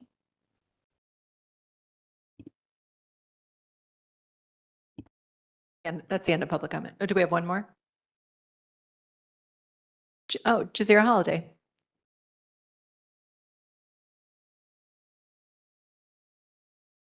Can you hear me? I can hear you. Can you hear me? Yes. Go ahead and begin. Welcome. Hi, my name is Jazar Holiday from Youth Justice Coalition. I think it's very important that you guys really take into consideration the trauma that is kind of inflicted on both ends, like the trauma that goes on at home for a young person to even make the decision to do anything, right? And then the trauma that you guys inflict when you guys do keep them. Now, when you guys actually get specific about the things that you guys are keeping them for and how long. And like the gentleman said earlier, the criteria to release a person shouldn't be in the correctional officer's hands when basically their job is to incarcerate basically. So it's like there are youth centers, as you guys know. You guys are very aware of all the resources and the youth facilities out there who are trying to assist you guys and assist these youth, and you guys still choose to incarcerate and inflict harms. Thank you. Okay, commissioners, questions, answers. Commissioner Terry? This is more of a broader statement and maybe a question. I really do appreciate the information that's been shared today, because I think the more information we get, it does allow us to ask questions and to kind of understand more. So thank you for that. When I worked at DCFS, I was part of a pilot program, and there was an intentional effort to not remove kids from the home. And it was in recognition of the fact that Black and brown youth are always removed from the home, and there's like decades of harm and racism and bias involved with that. And so the idea was you do everything possible before you remove that child from the home. And it really required intentional, consistent training to shift our thinking as social workers, because the assumption is that if I see a mom doing X, that means it's not fit for the child to be there. Or if I see this condition, you're trained to see things in a certain light, to write the detention reports that way at whatever stage of the process. And so I think that sort of intentionality, especially with reducing not just numbers, but also racial disproportionality of foster youth who tend to be incarcerated more, all of these kind of special groups, it requires that intentional commitment. And so I know this is more of a statement, and I don't know if there's anything you can say to that, but is there anything that the department is working on that would kind of move towards that level of intentionality with making sure that youth are not detained if they don't have to be, or, and consistently training people to kind of look at what their bias might be in an assessment and to try to think of alternatives? So it's a broader question, but if there's anything you could say to that, that'd be helpful. What I can say to that is that we are open for any suggestions and any pilots to move forward. But yeah, to answer your question is that, yeah, we are constantly, I mean, I can't say we are constantly making changes. We're pretty much uh, working in alignment with what's required. But however, in looking at other options, like, how to release a youth at a certain point, I mean, of course, the department wants to, release youth. Obviously, we're on the same page as you, but we just want to make sure that there's some type of safety mechanism in the community. So a lot of it has to do with what resources are out there in the community. I mentioned, and it was one of the last bullet points, is that trying to connect IDC officers with DYD services in the future. I mean, the goal would be to say, hey, we're gonna pro tap, we're gonna release you today at intake, but we're gonna connect you with the resource to make sure that you actually go to court, because, and also with the field sites. I mean, we are, even though we're logging them in, the youth comes to court 60 days later. So what services are being offered? What services are in the community during, some youth don't even show up to court. And that is a concern. So, that's where the resources need to be connected with probation to make sure that there's actually somebody telling them, don't forget to go to court, or don't, those are the resources that are needed, like in the community. And me as an IDC manager, I will be more than happy to and willing to work with other stakeholders and make sure that we're doing the right thing. So, Commissioner Ship? I understand that this is mostly strictly a intake situation, but currently there are youth in Los Padrinos who have been there 2+ years.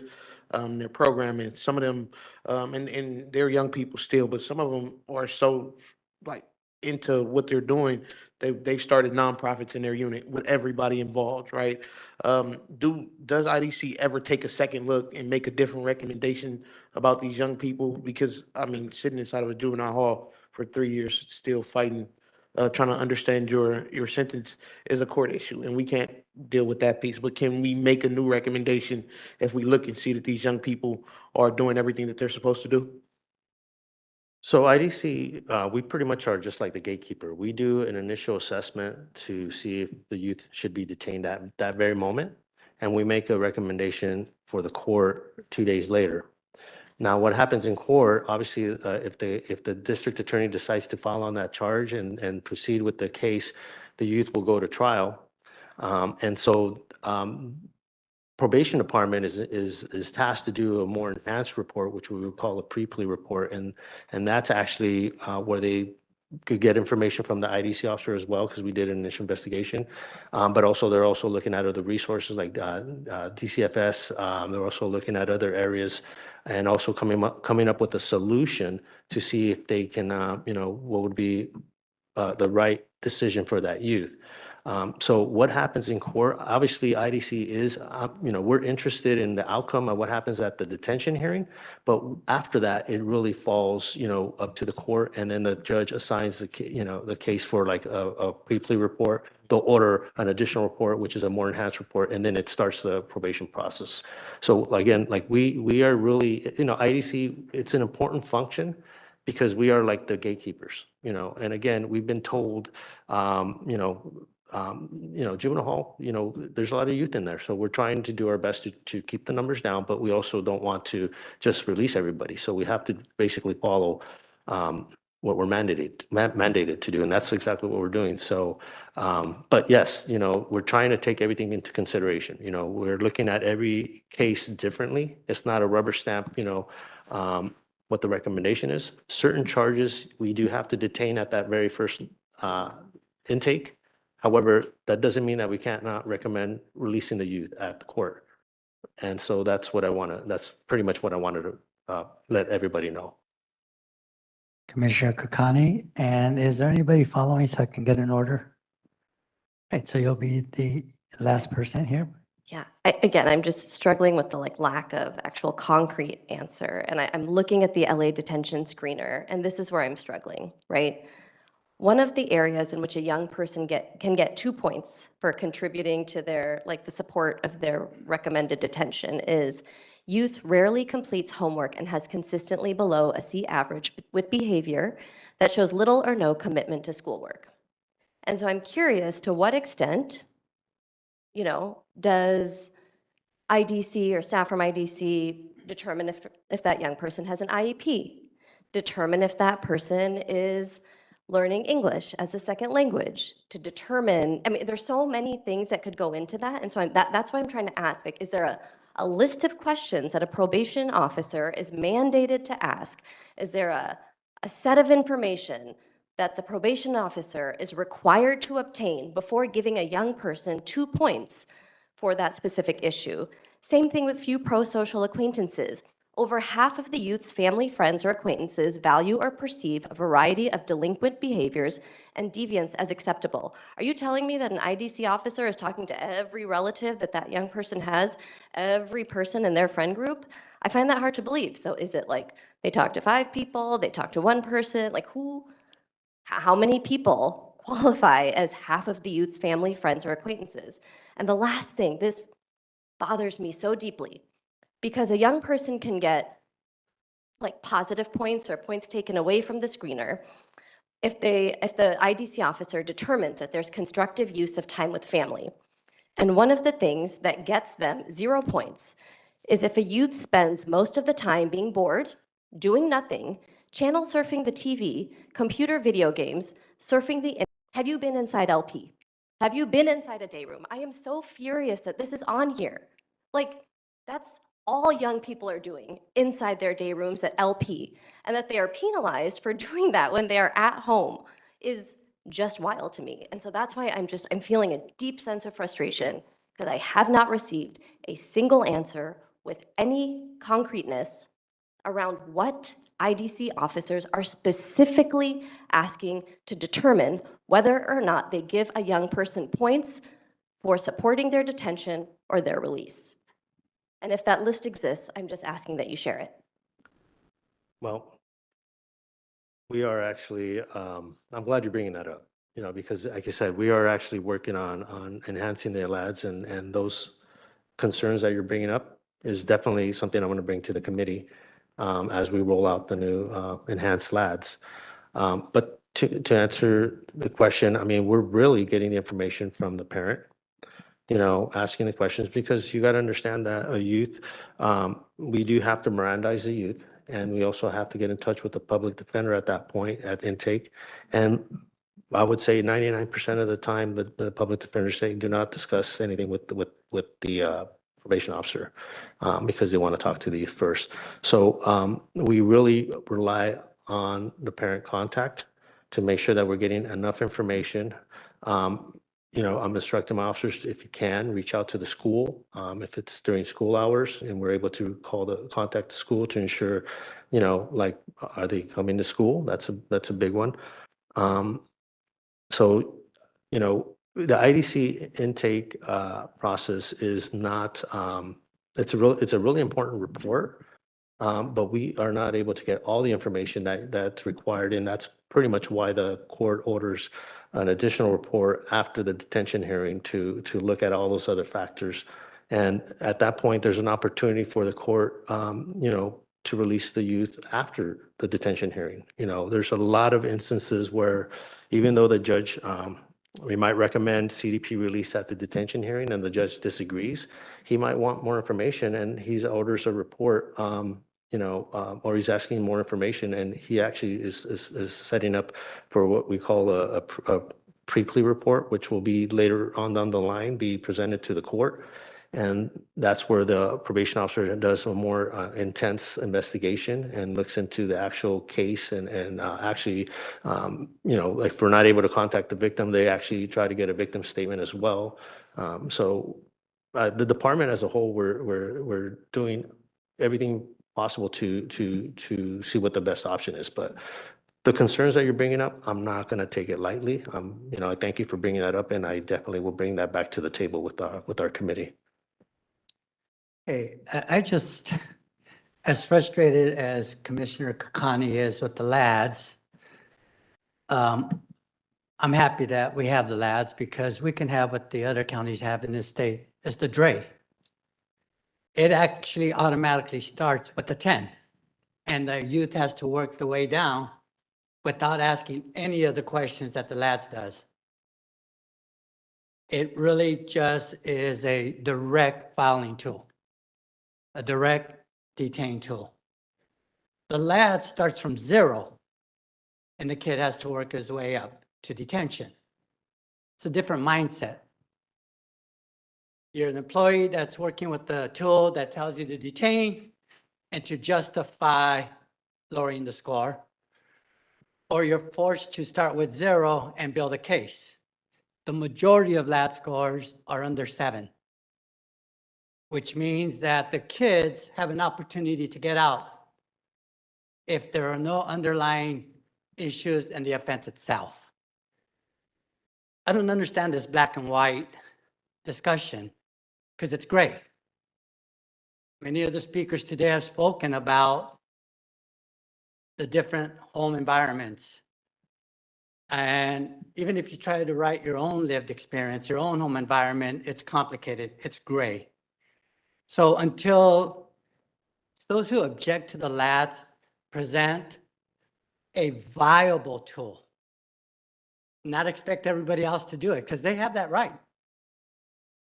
But until that happens, the LAD is just a better alternative than any other tool that's out there right now. And the only reason it hasn't been validated is because no one else uses it. That was their main argument. It's not what people trended and said, what was the term they used to use?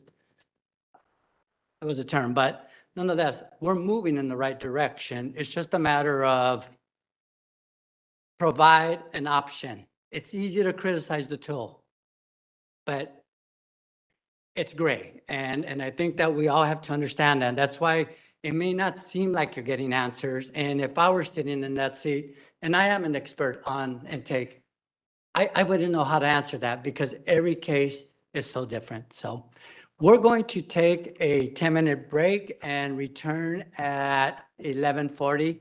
I've already got the permission of the adult people that are going to come in. So we'll be back at 11:40. Thank you. Thank you, sir.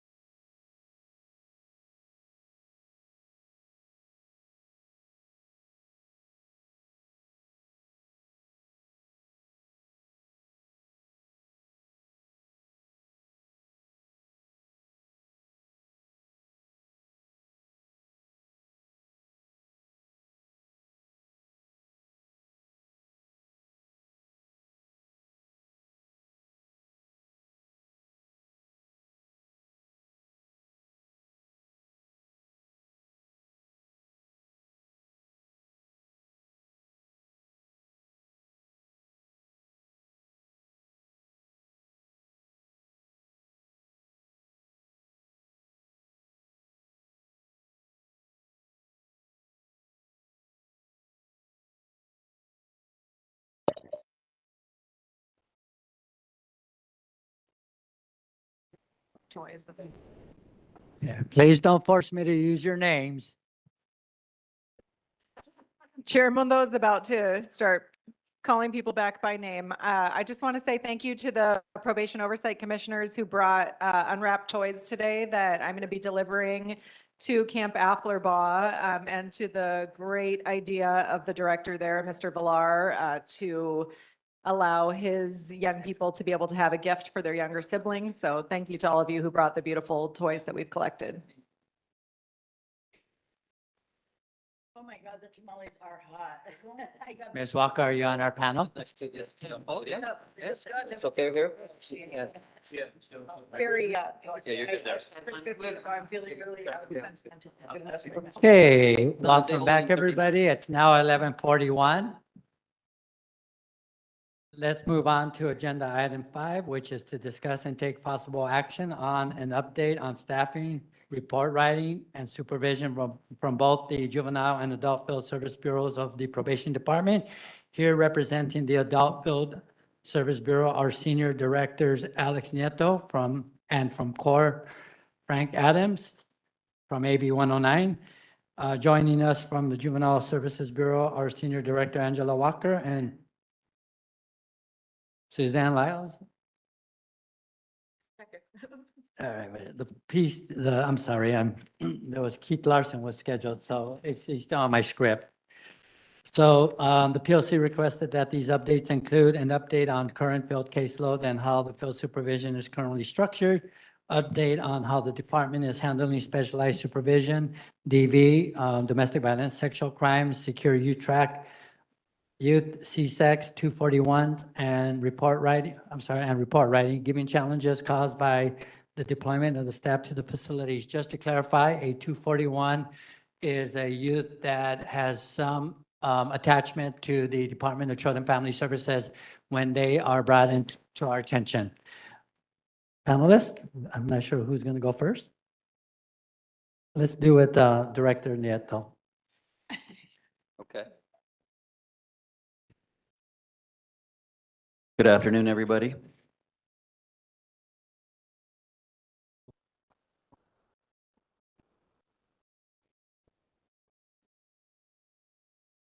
We sent it to you. You can start it.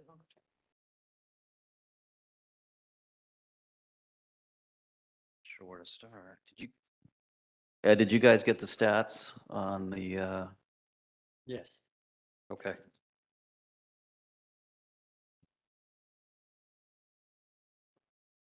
So we're checking on a PowerPoint right now, and they don't have it? Okay, then I'll just have to go off the stats on the paperwork you got. So I'm sure that the commissioners reviewed this last night and have their stats in front of them. Okay, you're talking about this one. Okay. So you have before you the stats for Adult Services Bureau. This is as of the last day of November of 2025. So on the left, you have the adult offices in alphabetical order. Total number of DPOs assigned to that office, number of DPOs in the office physically, and then the numbers for SRG, which is sex registrants, FV, which is family violence, the CORE, which is our basic supervision that are outside of SRG and FV, total number of cases, and then the ratios on the right in the yellow column.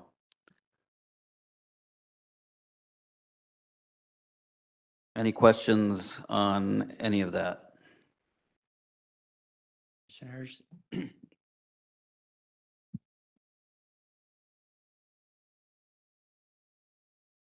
Yes. Yes, Commissioner Harris.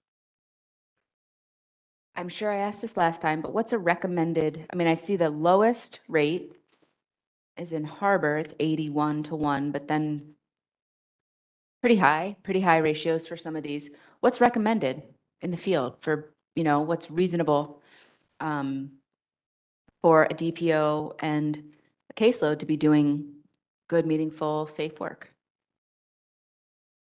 Recommended is 100 to 1. When we were doing more cognitive work with the clients, it was 50-1. But since the staff shortages, it's been 100-1. But as you can see, it's higher there across the board, except for Harbor. Excuse me, except for, yes, Harbor.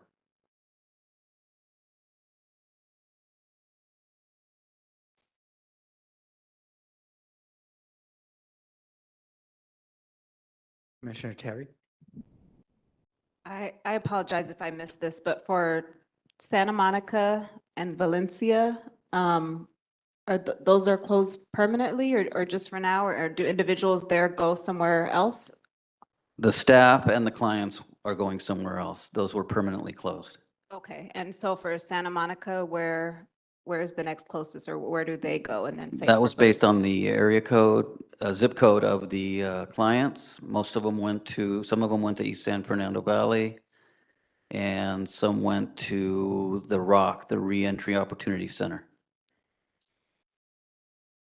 That was Santa Monica, and the Valencia ones went to either East San Fernando Valley or the Antelope Valley.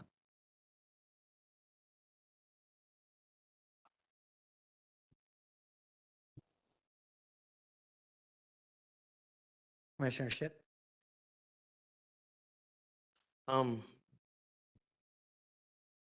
Is it still, some officers come in, some officers go out, like a redeployment schedule or at 90 days on, 90 days off for specific officers who are in adult field services? Your question is, are they still doing that? Yeah.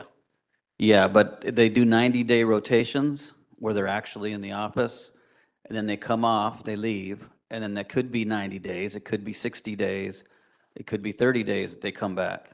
So the 90 days is just for the time in the office. Okay. And this will be my last time asking this because I think I've asked this 10 times.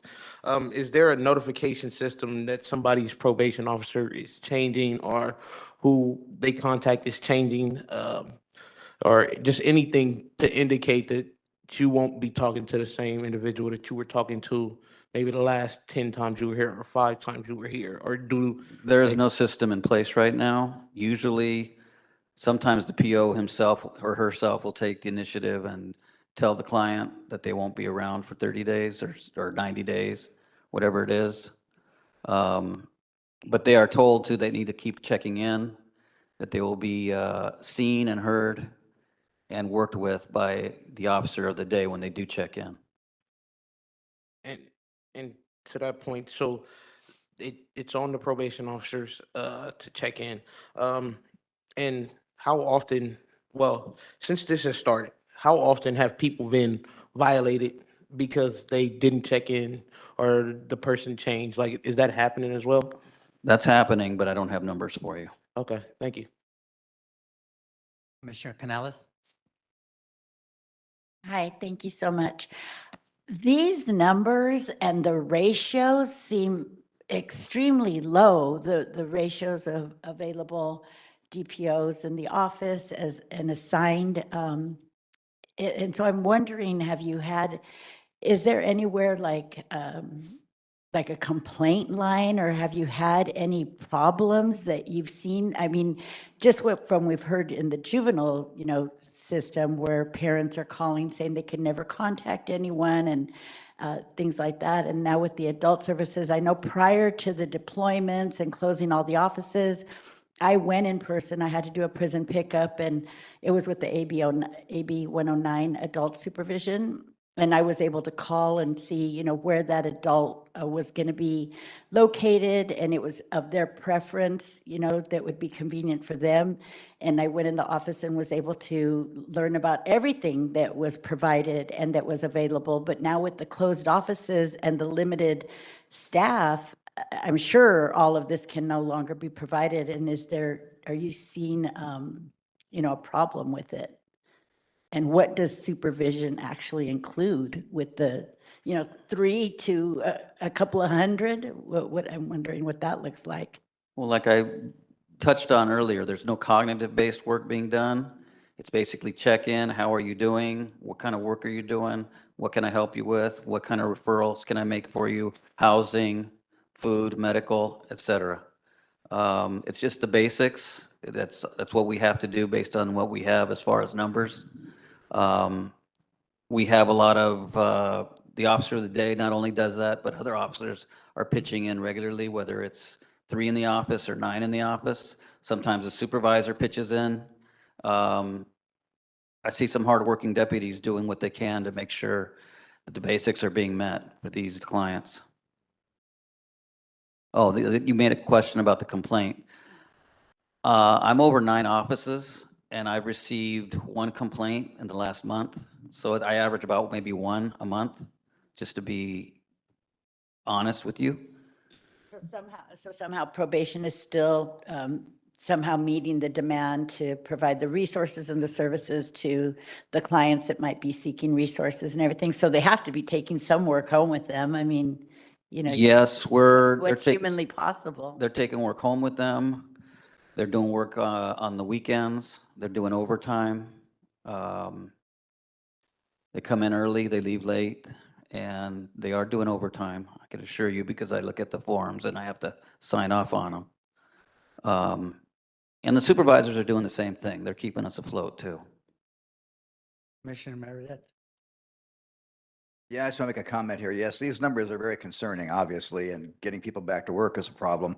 However, I do want to point out that at least 2 of these DPOs, Valerie Martin, who's working out of the Ballman Park, West Covina South Gate area, and Rafael Paz working the Burbank Glendale area, I've gotten great accolades on what performance they've had working with the clients out there and assisting those agencies. But that's just 2 people, and I know we're short, and I don't know how we're going to get more people back out there. Well, we're working, there's overtime. I mentioned that already. That's a big help. But you're right, we do need more help. We are looking at hiring probation assistants. That's in the pipeline. We're looking at bringing back retirees. That's in the pipeline. One other thing. We're working closely with HR to bring back people as soon as we can from. Are those available? What's? Oh, I thought we'd bring you back. I like. So why don't we bring up the AB 109 data and let Director Adams share his insights of those numbers?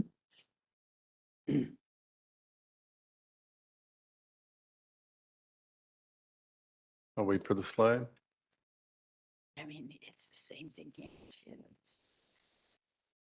Okay, so good morning. I'm Frank Adams. I'm the Senior Director over AB 109. Up on the slide, I want to point out a few items. The pre-release center. So they do a lot of different functions there. They start working with the packets before the supervised person is released. They're still in state prison. So they'll start, unlike a former probation case, our cases come with a set of conditions that are mandated by the penal code, such as reporting to us within 2 days, search and seizure, things of that nature, not having weapons. But they'll also do assessments. They'll look through the criminal history. They'll look at the current offense and anything that will assist in reducing recidivism. They'll add those conditions. So they do a lot of work there. It's a 24-hour operation. They validate warrants. They have a 24-hour law enforcement hotline. They have a comm center where our officers are out in the field. They monitor their radios, things of that nature. So that's why they don't have a ratio. But there's 400 cases. They also have custody caseloads, other types of caseloads, along with the pending cases that are going to be released. So as you can see, our ratios go from 77 all the way up to 265. It depends on the office. And this is a snapshot. These numbers are changing based on how many staff that we have that are rotating. One of the questions was about specialized caseloads. Our specialized caseload is our GPS. So they monitor all our registered sex offenders. They also monitor the formal probation court cases with a static 99 of 6 or more. So that's a risk tool used to determine, that's a high risk. So they monitor them on GPS, and there's a lot of work. That's why we want to keep those under 20 to 1, which we do right now. They're at 16 to 1. The one thing about that is, we have one officer and they're covering multiple offices, so they have to be really organized to see their clients at the different offices. So that's an overview. Any questions on this? Director Adams, would you remind us and our followers what an AB 109 is? Okay, yeah, so AB 109, it's somebody that was sentenced to state prison, and instead of going to parole, if they're sentencing, their last case that they were sentenced to prison on was a non-serious, non-violent, non-sexual offense, they'll, instead of going to parole at the state level, they're now sentenced and they report to probation and they're supervised at the county level. So they can be on for as short as 6 months or as long as 3 years. It all depends on, whether they have a custodial sanction, whether they complete their treatment. We have incentives, milestone credits, things to, encourage them to complete treatment. We have all kinds of resources for them as well. Our hubs are set up. We have co-located partners. SAPC is there. Mental health is there. We have HR 360, which is our housing contract, so we can give them temporary housing up to a year. We also work with the INVEST program to try to get them job training, job placement. So there's a world of services that are available when they report, and our goal is to get them linked to services, treatment, and all these reentry services are available through AB 109. Thank you. Commissioners? Commissioner Kakani? Just wondering if there's an ideal case. I know that Mr. Nieto shared that I think 100 to 1 is kind of what you're shooting for. I don't know if that's ideal, but I guess given the circumstances, that's what you have to deal with. Is there a similar ratio that you're aiming for or that's ideal? Yeah, so it's 50 to 1 50 with to 1. everything that we want to do. Yeah.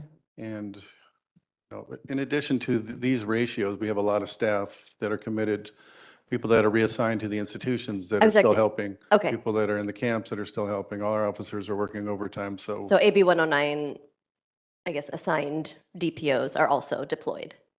correct. Okay. I guess I have I don't know if are you done with your presentation or did you have more to share? Then I did have questions for both Yeah, of we you. can do questions. Okay. I was just curious if there's given the shortage, the staffing shortage, if there is some sort of assessment that your staff makes or that's been instituted to determine if someone is maybe high risk or low risk, and whether you adjust your level of supervision accordingly, or is it just kind of left to the DPO? Yeah, no, we use the LSCMI to determine risk, and Okay. the majority of our population is LSCMI. Is that the same for you, Mr. Nieto? Okay. And so then you use that to determine if someone needs more supervision or less? Correct. Okay. And then is there anything in place to determine if, despite the deployments, that the additional supervision is being provided to those folks who, I guess, score higher on the LSCMI? So, as far as, I mean, the folks are doing the best they can with. I'm with not that. putting this So on you. I'm just, the folks that are at the higher levels, I mean, one of the things that we just implemented is narcotic testing. We farmed that out with a company called Famatech, so they're doing that for us. So they'll test at a more high frequency if they're at the higher risk. So things like that okay. are things that we're doing. And then we also have, our special enforcement operations that are going to our housing units and making sure that they're in compliance Okay. and out in the field. And I believe we have a contract with law enforcement. Now, Amber PD was out recently doing compliance checks. So, things of that nature. Okay. And Mr. Nieto, you said that, I don't know if you have access to, and maybe not today, but just in terms of the number of violations that, I mean, I don't know if you can attribute that to supervision or a lack of supervision. I think sometimes and this is not an attack on either of you or the folks who are trying to hold this work down, but I think it's kind of important, right, for us to understand the impact of these deployments, both on the staff and the community.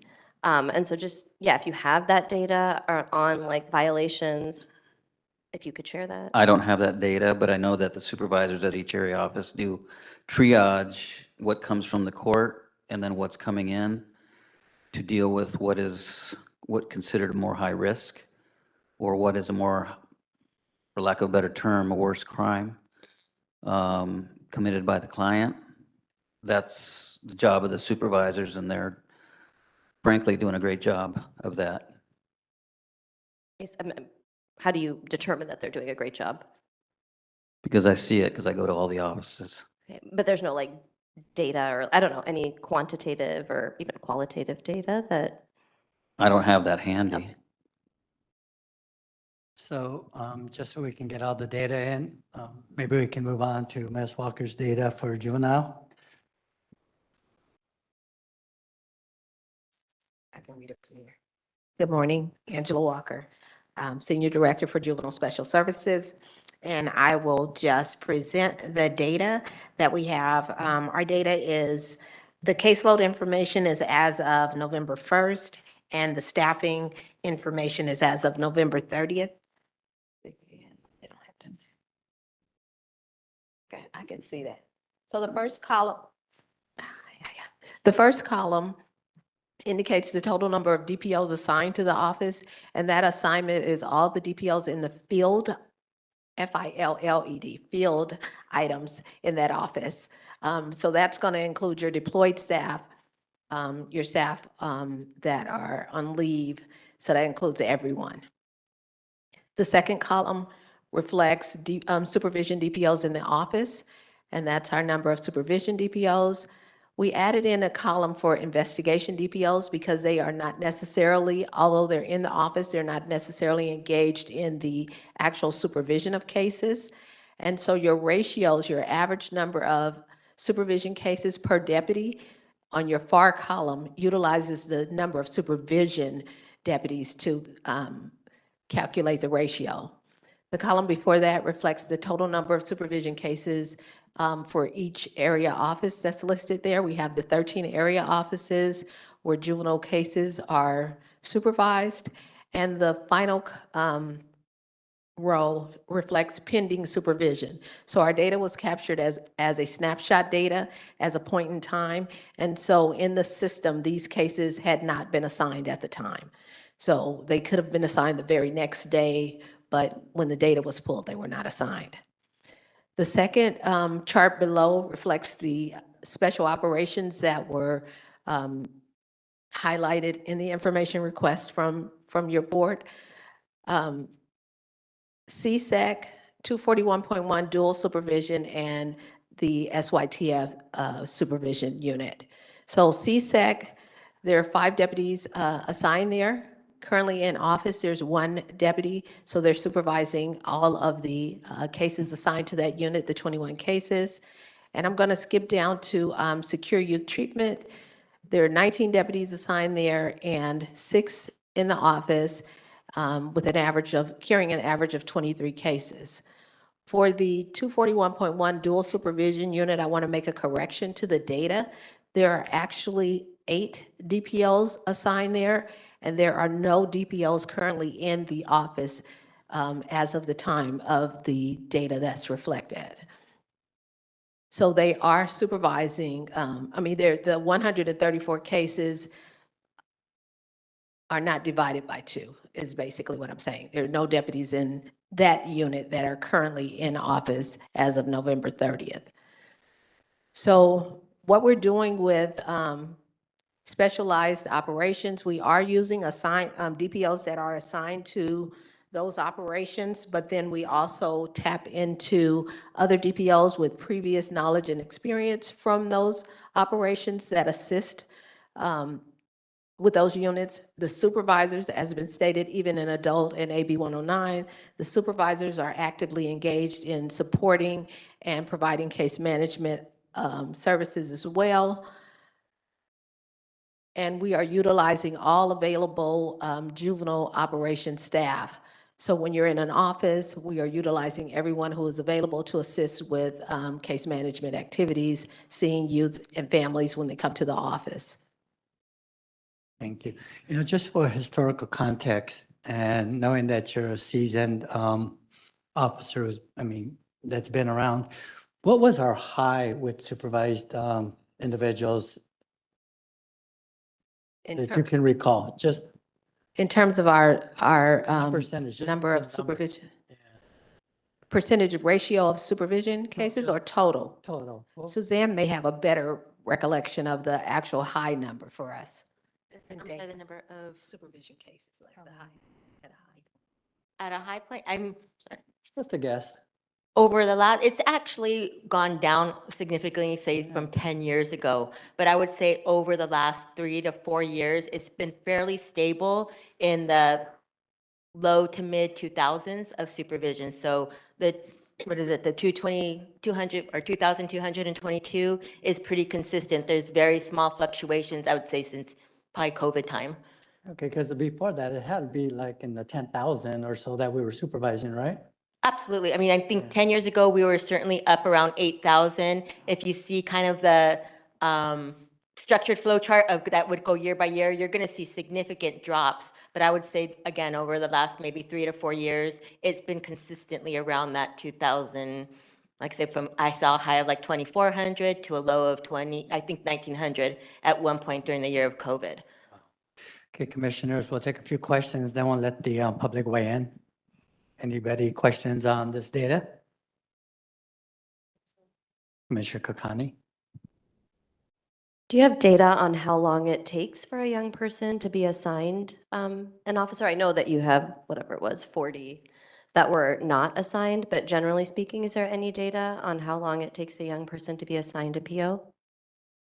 I don't have data specifically, but that is not, there's not a significant time lapse between court disposition and the case being assigned to a supervision deputy. So those cases have a disposition. They came back, the minute order is coming back to the office. The deputy is then transferring it to supervision. We would not exceed at least a week to get those cases assigned.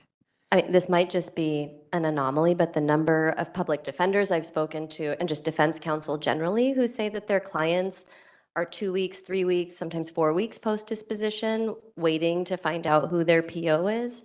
Is there any information on your end, even like when the first phone call takes place? Like perhaps there's an assigned PO, but if they're carrying, I don't know, 142 cases, there might be a delay in reaching out to the young person. So do you collect data on how long it takes for an assigned PO to then contact the person that they are assigned to? They should be reaching out to them within that first 30 days that they're assigned to them. So, and probably before that, but you asked about assignment of the case and the case being assigned to a deputy. Two things, right? Okay. There's the case being assigned, and then there's the first contact. So I hear the should be, but I'm just asking if we have actual like raw data. No, I do not have data available now for you. Is that something that you're able to track or collect? We may have that, but it may not be easily accessible in terms of an automated system to pull data of that nature. Okay. I had another question, but it escapes me, so I'll. Commissioner Canales has a question.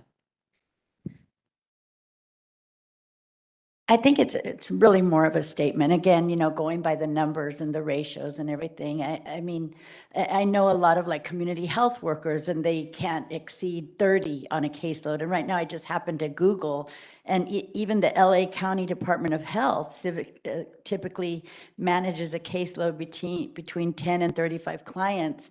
And here you have, like 2 for, a couple of hundred. So I understand you're doing all that you can do with the staff that you have, and that they're doing everything that they can do. But so these numbers, I am assuming it's because of the deployments and because of the 90-90, correct? That's why the caseloads are so overloaded per DPO. Is that a correct assumption? That has a lot to do with it? Well, I think that we are with our rotations, the numbers do fluctuate. So this was at this point in time, and I think that point has been made. At sometimes we may have more officers available and in office. But, I mean, every time we've asked it, I haven't seen it go up yet, but, okay, I probably missed something. Thank you. Commissioner Ship? Yeah, I have a question and then I'll make a motion as well. First, my question, has there been a long-term plan communicated to any of you in the field services, especially like knowing that some of your staff have been pulled in and people are getting violated? Has there been a long-term plan communicated? So I would say that the department is just continuing to implement the depopulation plan. Okay. Well, I'd like to make a motion that we can look at the data trends for violations for adult and juvenile services, uh, comparing 2025 to 2023, and trying to see how violations have went up since this redeployment or just anything that has changed in the department. Do we have a second? Second. Commissioner Terry? Seconds?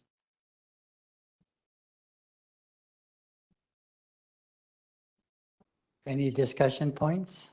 Can you say it again? Say it again. Yeah, so the motion is to give us the data trends for violations in juvenile and adult services, and from all the way from 2023 and comparing 2025, so we can see the changes in violations based on like redeployments. Okay. Good one. I would ask Commissioner, if Commissioner Ship is open to it, that we also, what extent the data is available, look at the actual services that probation is providing for young people and adults on, in the field services divisions and offices to see the effectiveness of the department in providing rehabilitative services across the board, given these numbers. Are you suggesting that they look at the referrals they're making or the actual service they provide? Both. So what's the effectiveness of someone being on juvenile or adult probation at this point? What are they getting?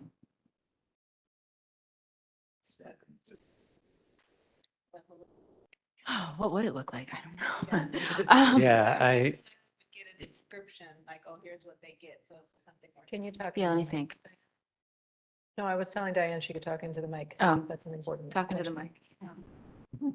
I just imagine, like, you all gave us a description of what services typically take place. So is there something more specific that you think that you're envisioning that would be beyond just a description?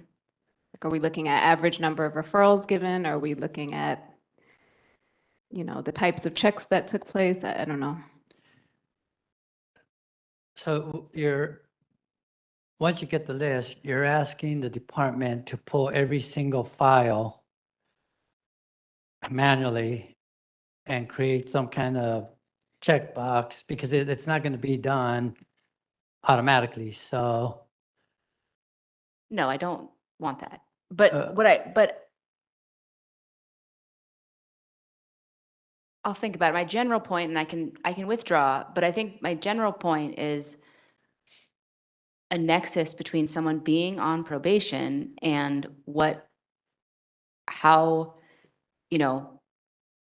how their life is being enhanced by being, I mean, that's the intention, right, is to provide rehabilitative services, and how that's happening with this number of, this caseload. It's not just violations, right? We want people to be getting the treatment that they need. So again, I'll think about it. I don't have the magic descriptor right now, but my general point is, what's the effectiveness? Does the department have a matrix that shows X number of services being provided to X number of? Does the department have a matrix that shows X number of clients and the X number of services being provided would be one? The second thing is the staffing ratio at the same time period, but I'm just thinking if there's any kind of matrix for those. That's a blank stare, so apparently not.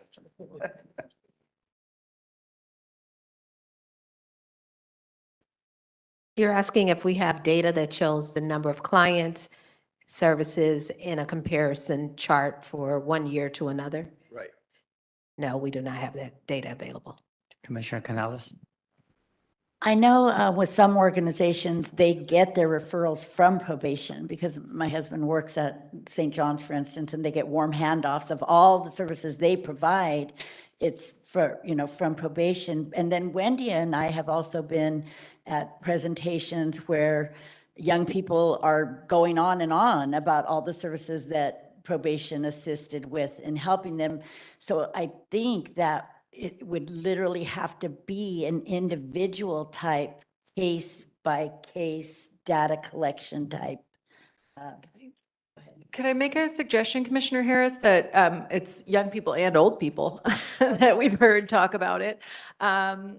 Perhaps it would be better in the format of a presentation, including people who have been on probation. That doesn't give you the sense of what's happening right now.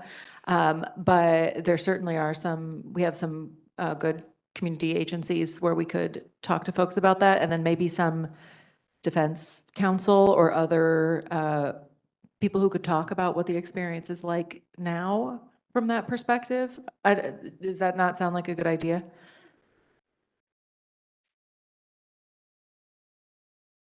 I think it's a good idea. It just ends up being anecdotal. So I'm just wondering, I mean, I don't know, in places that I've worked, right? Like if you make a referral, there's like a way to capture that, that data, like referral made for DV, referral made for housing, just to create accountability and to track. So I'm just, does that not exist within probation's system? To piggyback on Mr. Kakani, there, in normal times, before we went into crisis mode, each officer used to collect data. You had your little Excel sheet, how many kids you referred, how many actually completed. Does that still exist? Individual. Yeah. Individual caseload data? Yeah. Yes, but we don't have it in an automated way where we can provide it for the entire department or juvenile services. That would give kind of an idea of the referral, the completion and all that. So that's one form, right?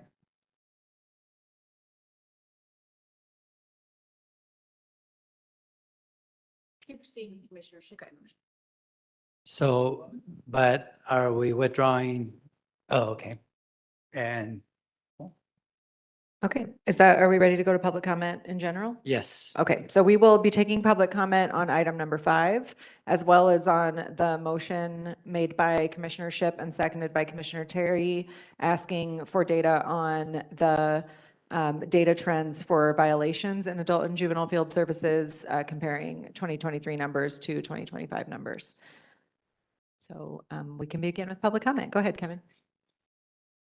Clarification. So you are saying this public comment is motion and the item, and I have total of 2 minutes. Is that what you mean by that? The item, as you'll see it on the agenda, says discuss and take possible action on. So yes, we are taking public comment on this one agenda item, which includes the action that the commissioners have chosen to take. So you get 2 minutes on this item. Okay, all right.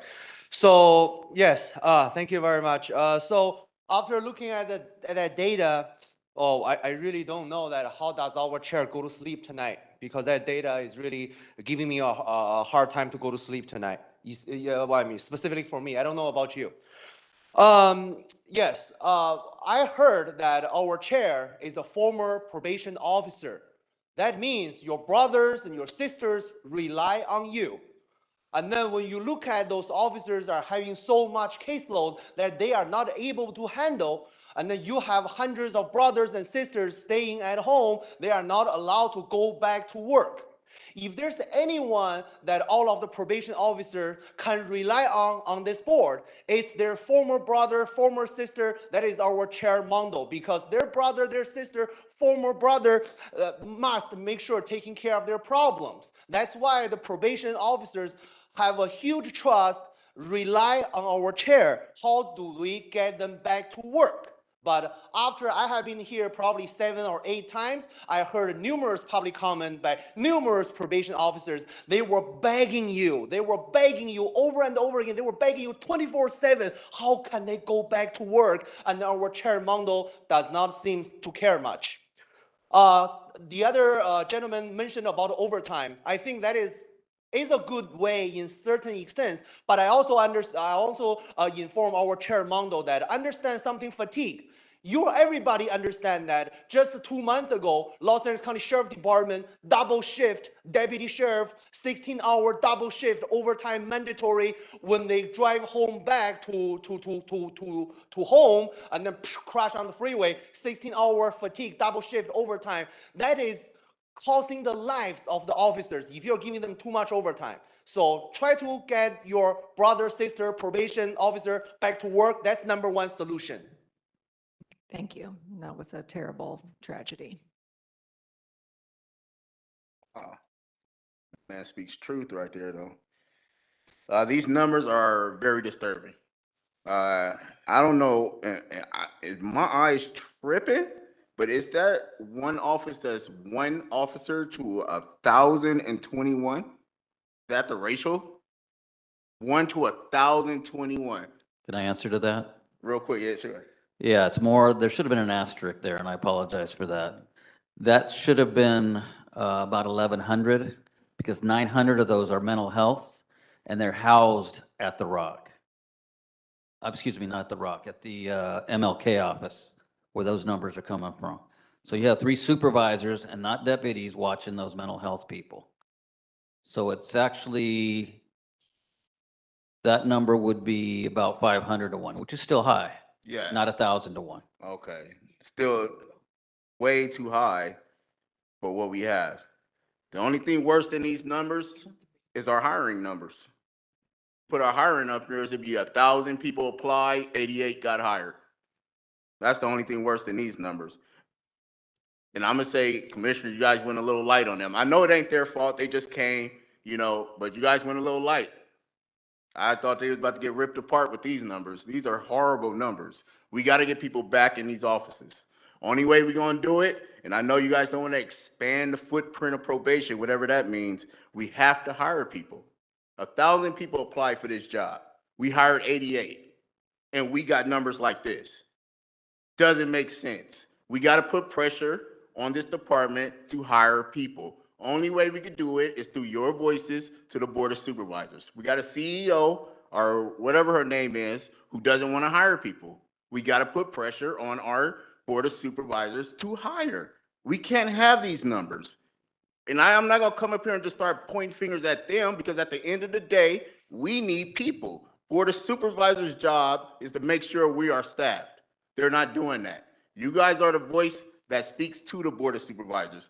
Tell them we need the people to put our field officers back in their offices where they belong, so that these adults can get their support that they need too. I know you guys mostly deal with juveniles, but these adults, these grown folks need their people too. They need their services too. And we need people to do that.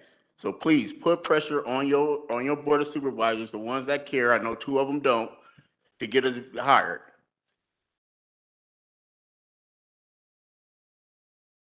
Hi, my name is Ruby with the Anti-Recidivism Coalition. I'm here because the staffing and caseload numbers we're looking at today show a system that is stretched beyond its limits, and the consequences fall on the youth and families and entire communities.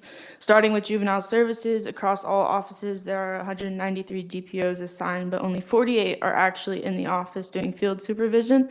That means 75% of officers who are supposed to be in the community are gone, deployed, reassigned, or out of the field. And those 48 officers are responsible for 2,222 youth, averaging 46 cases per officer. And there are only 8 supervisors for the entire juvenile field operation. These numbers make one thing clear: we don't have a functioning field supervision system for youth people right now. And specialized units are in the same crisis. For SYTF, there are 19 DPOs assigned, but only 6 in office, carrying 135 cases. That's 23 SYTF cases per officer. The highest need youth in the system being supervised by a tiny staff. And in adult field services, the situation is even more alarming. There are 177 DPOs assigned, but only 59 in office, responsible for 17,556 cases. That's an average DPO to case ratio of 298 to 1. No one can effectively supervise 300, let alone 500, in terms of what you just said about MLK. AB 109 shows the same strain, 47 in-office officers supervising 4,533 post-release cases.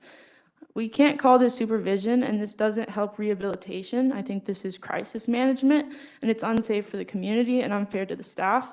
So I'm asking today to have a strong action be taken, demand that probation ends excessive redeployment of field DPOs so that field supervision can be restored, require a staffing stabilization plan for both juvenile and adult field services with clear benchmarks, protect specialized units from redeployment, and set realistic safe caseload standards that prevent 200 to 500 ratios.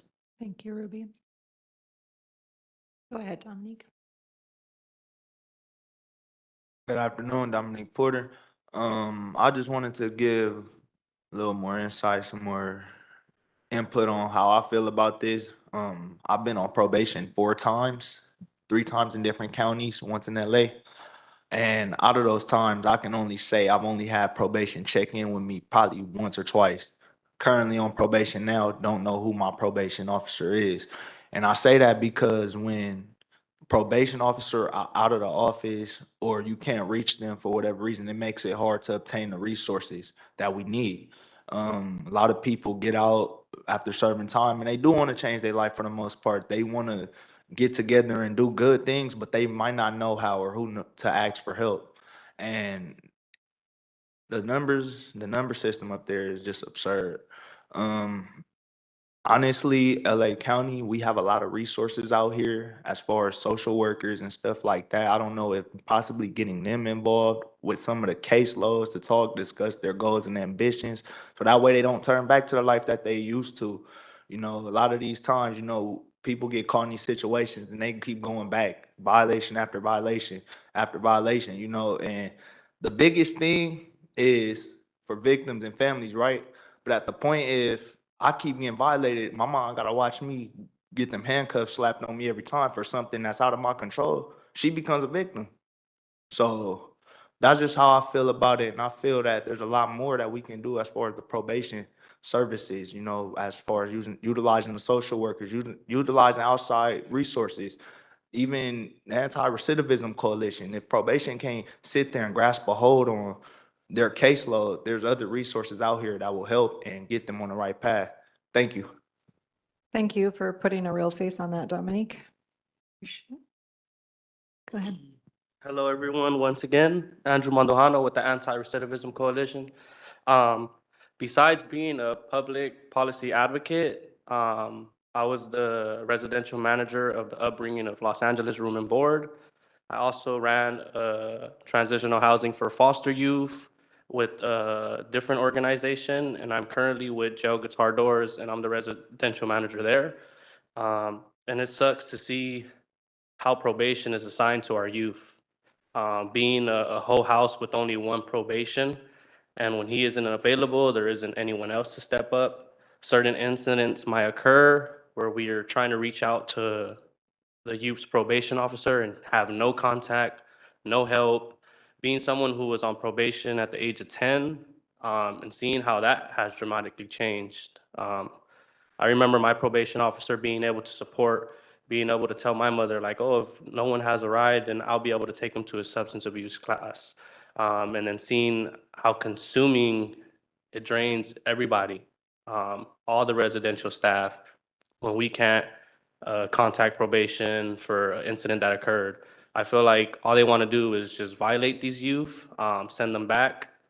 And if it isn't for us to say, hey, no, that's just a little incident, this youth needs help, we want to help him, we love him, we care about him, we want to keep him, here's a plan.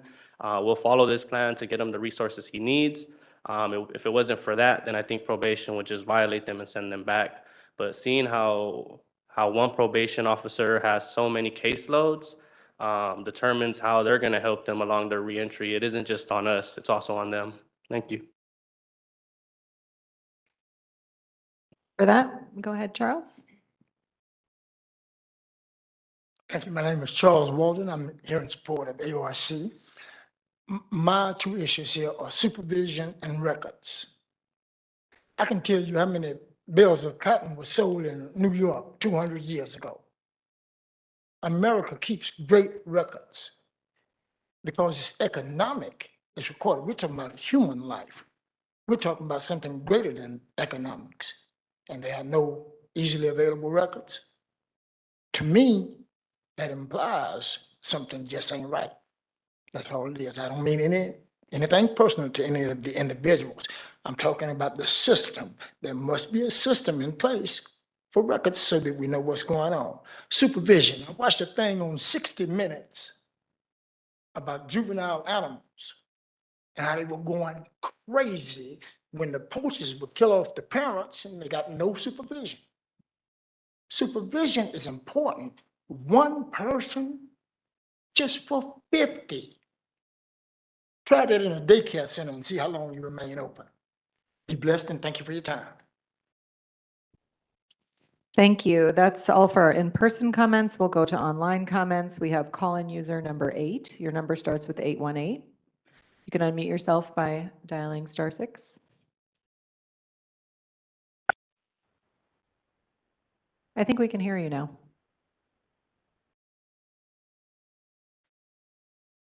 Okay, can you hear? Yes, we can. Go ahead and begin. Okay. Hi, this is Taliba, and I've called in before. We've been going through this thing with Field, and the POC is quite aware of what's going on. And it starts off with our top managers. I appreciate Mr. Nieto coming in because he is very transparent about what's going on, and it makes me appreciate him even more that he's not trying to hide behind anything. But the problem is you have all of these DPOs who are being deployed to the juvenile halls, and even as we get some hired in, they keep those DPOs in the halls. They've moved some of the Page camp staff over there, and they're still keeping field DPOs in the halls, and they're needed here. I'm in an office where I see 2 people. We're like the 3rd largest office in the East San Fernando Valley, and I'm looking on here as about 1,800 people we supervise. But right now we have 5, and next week we're going to have 2. This is unacceptable, and I don't know how anyone can manage and say that this is okay. This is not okay for the adult level supervision nor the juvenile. So at some point this needs to be addressed, and I've asked you all on the POC to come out to the offices to actually see what's going on. And I think you'll be blown away. Thank you for your time. Thank you. That's the end of online public comment? Yes. Okay. Commissioner Meredith. First of all, I'm going to defend my chair here. He is a retired probation officer, and on the commission, we all rotate different positions here at times. He doesn't run the department. He's not responsible for what's going on. We can only give guidance and direction to the chief. And so having said that, it's not really fair to attack him. Secondly, it was talked about that, we did get people on board, actually coming from a union rep. Part of it, I would say the union rep should be out helping recruit for us. We have active recruiting going on, but there may be 1,000 people that apply and 88 get hired. There's a variety of reasons. There's a mental health test, physical agility test, background investigations, educational requirements. And I do know the department is looking at trying to do some reclassifications. The bottom line is we don't have the staff. We would love to have the staff because we would love to have supervision of everybody possible. So if you have some solutions out there to get people back to work or know people that want to come to work for us, refer them to us. I'm done. Commissioner Kakani. I don't think Mr. Bell is still here, but just for the public who's listening, it is a false narrative that there is a restriction on hiring probation officers. There is no hiring freeze. There are millions of dollars allocated to vacant positions. There are dollars allocated to a consultant who is supporting with the communications and a hiring strategy. There was an emergency proclamation that was entered into by the Board of Supervisors last December, giving the chief of probation expedited authority to circumvent certain hiring processes that delayed hiring. So this isn't about This isn't about the commission, this isn't about the board, this really isn't about anything except that, you know, folks maybe aren't necessarily interested in doing this job. And so we have to be a little more creative and figure out better ways to support people. Commissioner Terry? Could you clarify there, Mr. Nieto, there was a point you made about the mental health facility, and I think a few of us had questions about what that was. Can you explain that a little more? Yeah, at the MLK office, the Martin Luther King office, there are approximately 900 cases out of those 2,042 that are in mental health court. That means the clients have some it's been determined by the court that the clients have some mental health conditions. And they are being presently supervised by 3 supervisors. So it's a 300-to-1 ratio. Do they get specialized services? Like, are their cases handled differently than others? They deal more, they make sure they get the proper counseling and referred for counseling, the proper psychologist, psychiatrist. They discuss their cases a little more thoroughly. That's what I can say for now.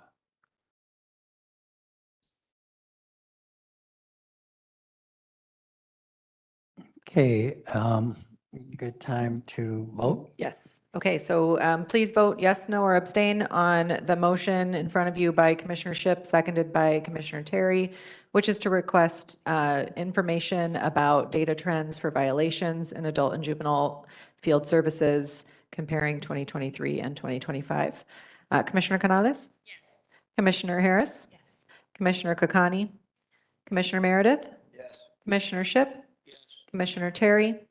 And Commissioner Mundo. Abstain. Okay, and so the vote is 5-0 with 1 abstention and 2 members absent. Motion passes? Yes. Okay. So I think we're done with this item now. Yes. Thank you, panelists. Great info.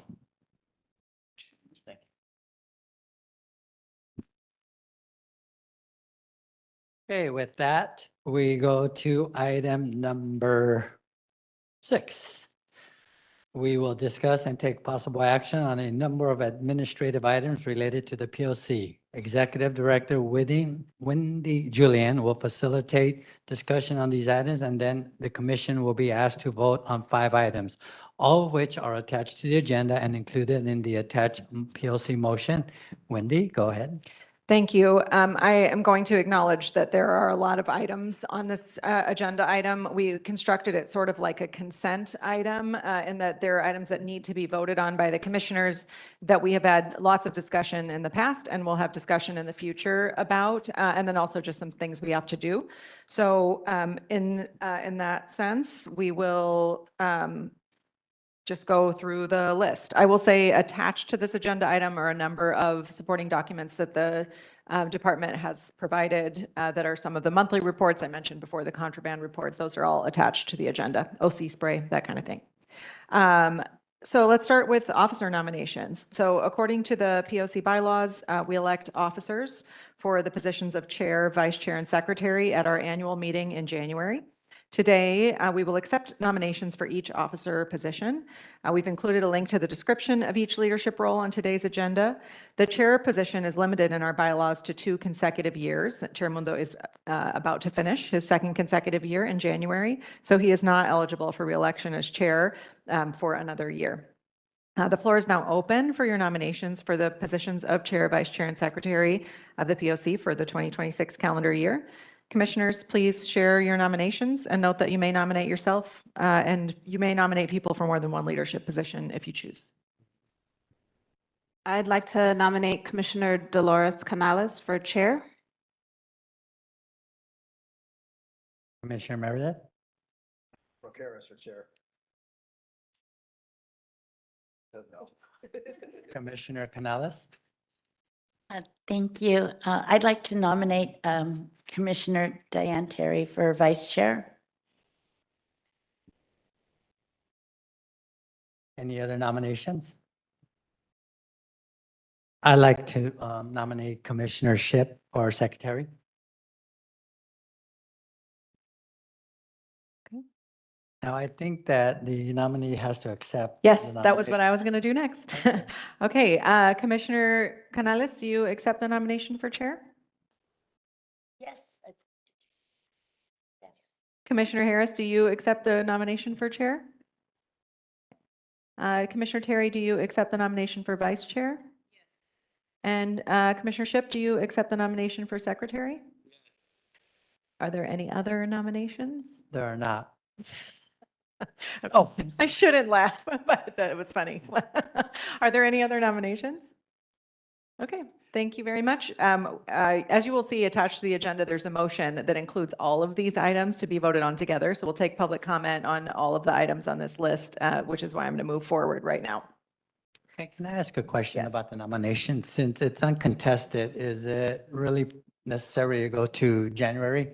Yes, because it is necessary because the bylaws say we have to elect the commissioners in January. So you're stuck as the chair for one more month. Sorry. Good thing I have some county sick time. Speaking of things that do not belong on a consent agenda and there is not enough time to speak about, we have concluded our 2025 annual inspection cycle of all of probation's detention facilities. Attached to the agenda today are 3 new reports. The other reports have all been already voted on and shared. Those 3 new reports are for Camp Atherbaugh, Camp Rocky, and Los Padrinos Juvenile Hall. The reports are thorough, based on intensive work by the commissioners who conducted the inspections and the staff of the POC.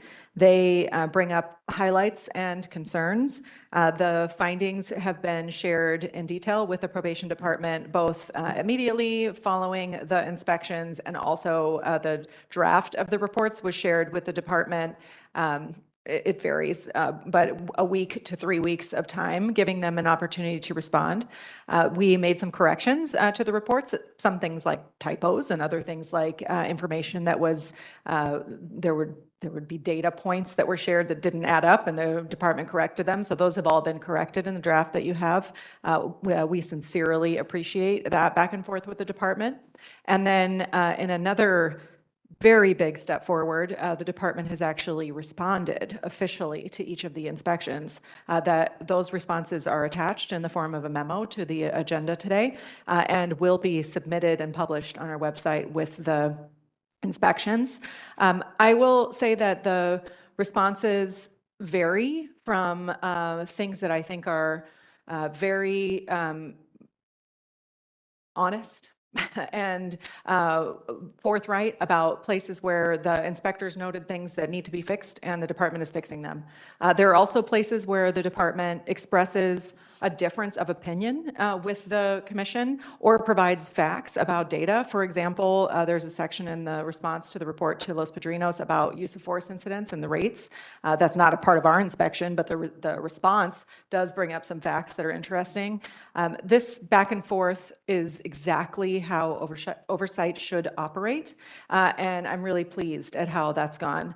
I will say it wasn't without hiccups, as everything that's changing will be, and I really hope that as we go forward, the department will see the responses to these inspections and the written inspections as opportunities for improvement rather than an attack. And something that needs to be responded to. That is not the way that the approach was this year. It's been significantly improved, and I see a great potential for the future about how we move through this process. And I think that what needs to happen is a buildup of trust between the department and the POC about the value and accuracy of the information that the POC has consistently been providing, and the department's willingness to respond to that as accurate and valuable information. So please read those inspections. We will not be discussing their findings today, but we will have a town hall on January 15th. That's a mostly secure date. It'll be virtual, and very much looking forward to going into those details in a virtual meeting at noon on January 15th. We will need to vote to approve those 3. Let me also just say, please read the inspections for Camp Atherbaugh and Camp Rocky. They are very strong and show a significant commitment to youth rehabilitation. And a lot of times these camps get ignored, mostly because there are few problems that occur at those camps. And I think that you will see in the responses, there is a significant trend toward the leaders there being willing to take proactive steps to improve the youth rehabilitation model at their facilities. So I encourage everybody to read all of those inspections, including, of course, Los Padrinos. The 2024-2025 annual report for the Probation Oversight Commission is something we're required to do by the board. And I'm very proud of how the report looks and reads. Thank you very much to our communications team for guiding the development of such a beautiful document. And more importantly, I'm really proud of what it says and how much it says about what the commissioners have done, what the meetings have brought, the kind of level of transparency that happens. And in particular, I would like to take this opportunity to specifically thank the staff of the POC. And I'm going to say your names, and I'm not going to let you like hide back there. But we have, starting from the back, Janae, Sarah, Belinda, Jennifer, Tyler, Analicia, Donisha, and Ismael. These folks are so profoundly dedicated to this work, and it really shines and shows in the quality of their work, in the reports that come out, in the way that these meetings are handled, and I'm very proud and thankful to work with them. And certainly, when people ask me whether I love my job, my answer is because of this commission and the commissioners who are appointed. The opportunities and things that I've learned from you are exceptional, and I really appreciate it, and I think it does actually get reflected in this annual report, which makes me happy about it. So I will ask you to also approve that. It's best practices with the Brown Act to wrap up ad hoc subcommittees around a year or so. Our education ad hoc committee has existed for a little more than a year. And so it is my recommendation, especially since you did such a good job of coming forth with a proposal that got supported by the board, with the post-secondary education proposal, to wrap up the education ad hoc subcommittee. That doesn't mean you should stop. In fact, I think Commissioner Mundo may want to make some statements about how we could go forward in supporting both the probation department and LACO and the board, maybe most particularly, in developing a plan for improving post-secondary education. But I think the work of the subcommittee is done. And you certainly could start another subcommittee about education if and whenever you wanted. And then there has been a recommendation to create a new ad hoc subcommittee, which will be called, just for reasons of simplicity, the Budget Ad Hoc Subcommittee, although specifically, I want to read this so I make sure. Specifically, the committee will convene to learn more about the consultant contracts that were provided to the POC via a motion at the October 2025 meeting, and address budget issues that relate to the spending of Juvenile Justice Crime Prevention Act, that's JJCPA, and Juvenile Justice Realignment Block Grant, JJRBG dollars. That's it. Is it? Is it it? I think that's it. Okay, thanks, Wendy. So since she suggested I make some comments about the ad hoc, it's a live and learn process. Being a chair of a commission and then being the chair of an ad hoc, never having that experience is quite humbling. But I think that there were some good things and some mistakes made on my part, but I'm very appreciative of the colleagues that joined me on it, Commissioner Harris and Commissioner Prater. And I always felt that Commissioner Terry was on it because she was always really involved and had great input and questions when we would have our own communication. So moving forward, I think just keeping an eye on the movement towards looking at the plan for reimagining the education needs of the youth in our custody is important, and that if you're willing and have the time to volunteer any of your insights with LACO, that's always appreciated. So, but again, thank you, fellow commissioners. And the probation administrators and staff and the providers that participated in our discussions. That was really helpful to get a better picture of the whole process. So, but thank you. So before we move on this agenda, I move that we accept the attached PLC motions as presented. May I have a second? Second. Commissioner Ship, readily on the second. And I guess we can open it for our discussion or public comment again. Commissioners have any comments? Any comments, commissioners? Okay. So we will take public comment in person and online about the POC motion as presented on the agenda and the list of executive director reports. Go ahead, Kevin. All right, good morning. For the nomination of the new commissioners, I do have several feedback. And then Commissioner Meredith, I have my feedback, not attack. So feedback is that I wish in the new commissioners that I wish that we can try to learn a little bit from the LA.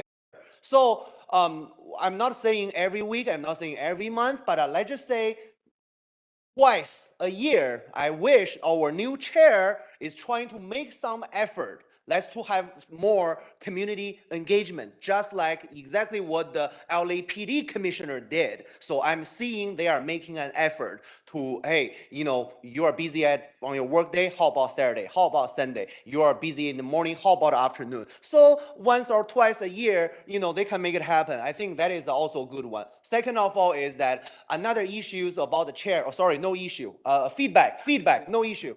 Another issue is about the, another feedback about the chair is sometimes we have so many agenda items, we have so many items to talk about, but we have a time limit of our board meeting. But in many other chair, for example, the board of supervisor, I go there at 10 a.m., I finish at 7 p.m. There's no time limits because, you know, you should not rush every single item, but you need to take whatever time you needed to finish the discussion. No attack, feedback. Thank you, Kevin. I don't see any other public comments, none online. So with that, we can go to item number 7. Motion. Commissioners, do you have any questions or further comments? Oh, we have to, yeah, that's right. We have to vote. Yeah. Thanks. Appreciate it. Okay, so we are voting on the POC motion as attached to the agenda, which is approving the annual report, wrapping up the ad hoc post-secondary education committee, creating a budget ad hoc committee, and approving the Los Padrinos, Juvenile Hall, Camp Athalaba, and Camp Rocky inspections. Did I list everything there? Okay. Yes. It was a motion made by Commissioner Mundo and seconded by Commissioner Ship. Are you ready? Yes, no, or abstain. Commissioner Canales? Yes. Commissioner Harris? Yes. Commissioner Kakani? Commissioner Meredith? Yes. Commissioner Ship? Yes. Commissioner Mundo? Yes. Okay, so with a vote of 6-0. And I vote yes. Oh, thank you. You know what? I need to thank you very much. So it's actually 7-0 with 2 commissioners being absent. Thank you. Okay, with 6 minutes to go, we have item number 7, during which we will discuss and take possible action on the 180-day report back from Los Angeles County Probation Department on implementation of Directives 3, 4, and 5 of the June 17, 2025 Board Motion to Care with Pride, strengthening the safety net of LGBTQ+ residents and system-involved youth. Probation Director Lisa Campbell-Malton is here to update us. And thank you so much for staying for so long. I really appreciate it. I'm sure you've been entertained.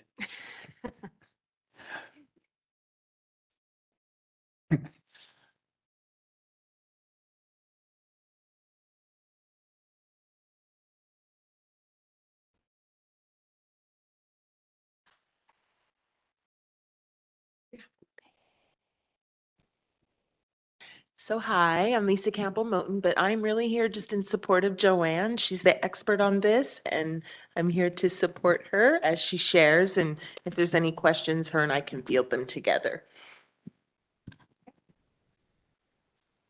Good afternoon. Again, Joanne Parr, Probation Director, and I have been designated as the lead for our department with the Care with Pride motion that was passed in this year, early in June. And we began our initial meetings in July, and this was actually delegated to me in August. So we began our first meetings with the Gender Health Coalition in September. And every month we've been having, we have our regular meetings. We have created, as a result of those meetings and probation onboarding, we have created 2 subcommittees out of that. And one is a case coordination team, and the second is a policy team.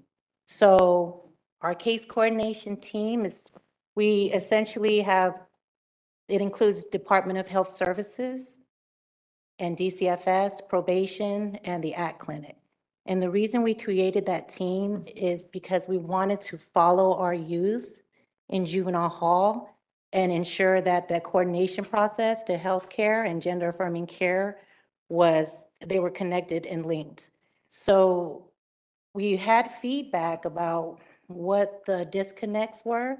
So we created a couple of pilot cases. So at the request of DHS, they asked if we can follow a few cases, and we did. And so with those pilot cases, we coordinated with JCHS at Los Padrinos. They set the appointment. We ensured that we communicated about the case to make sure that we gave them a timeline about what we expect, how long we expected the kid to be in juvenile hall, so that we can ensure that that connection was made. So what we did was we followed the kid until they made it to that first appointment. We coordinated services. We made sure they made it to that appointment, and we connected them with services. So in following these cases, because we know things are fluid and things move a lot in juvenile hall, what was happening with DHS is they said, but by the time they had the appointment made, the kid was released already. So when we get a case and we had a pilot case, what we do is I look at what they're in juvenile hall for and what the recommendation is. So I give the Department of Health Services a timeline that we're working with. So what they were able to do is expedite their appointments. So they expedited the appointments for, anywhere from 2 to 3 weeks, as opposed to initially it was up to 12 weeks, 10 to 12 weeks to get an appointment scheduled. So when kids were released, that's where we saw the disconnect. And so because we were following the case, I was able to notify the Department of Health Services that this kid has been released. So we need to coordinate and make sure that if they're at home, if they're in placement, that they understand that there's a standing appointment. And we ensured that we created that communication with that new caregiver to make sure that the kid was connected and made it to their appointment. And those 2 cases were successful. So in the services that we have, DCFS has been a great resource for us in onboarding with the Gender Health Coalition because we both service the same population. So DCFS has been very instrumental in helping onboard probation with services. And we already connect youth to services with our LGBTQ population with services. But in this specifically, we were making sure that gender affirming care was coordinated. So we do have resources that we have available that we already contract with. And this includes overlapping services with human trafficking, as mentioned in the board directive, medical services, mentorship, educational and employment support. As far as training, one of the board directives asked about training, and we do have training that's already being implemented with our staff training office. All of our deputies, and I'm sure you are probably aware, are mandated to go to a 40-hour block week training. And in that block week training, they do offer gender responsive training, trauma-informed care for juvenile justice professionals, and equity and justice.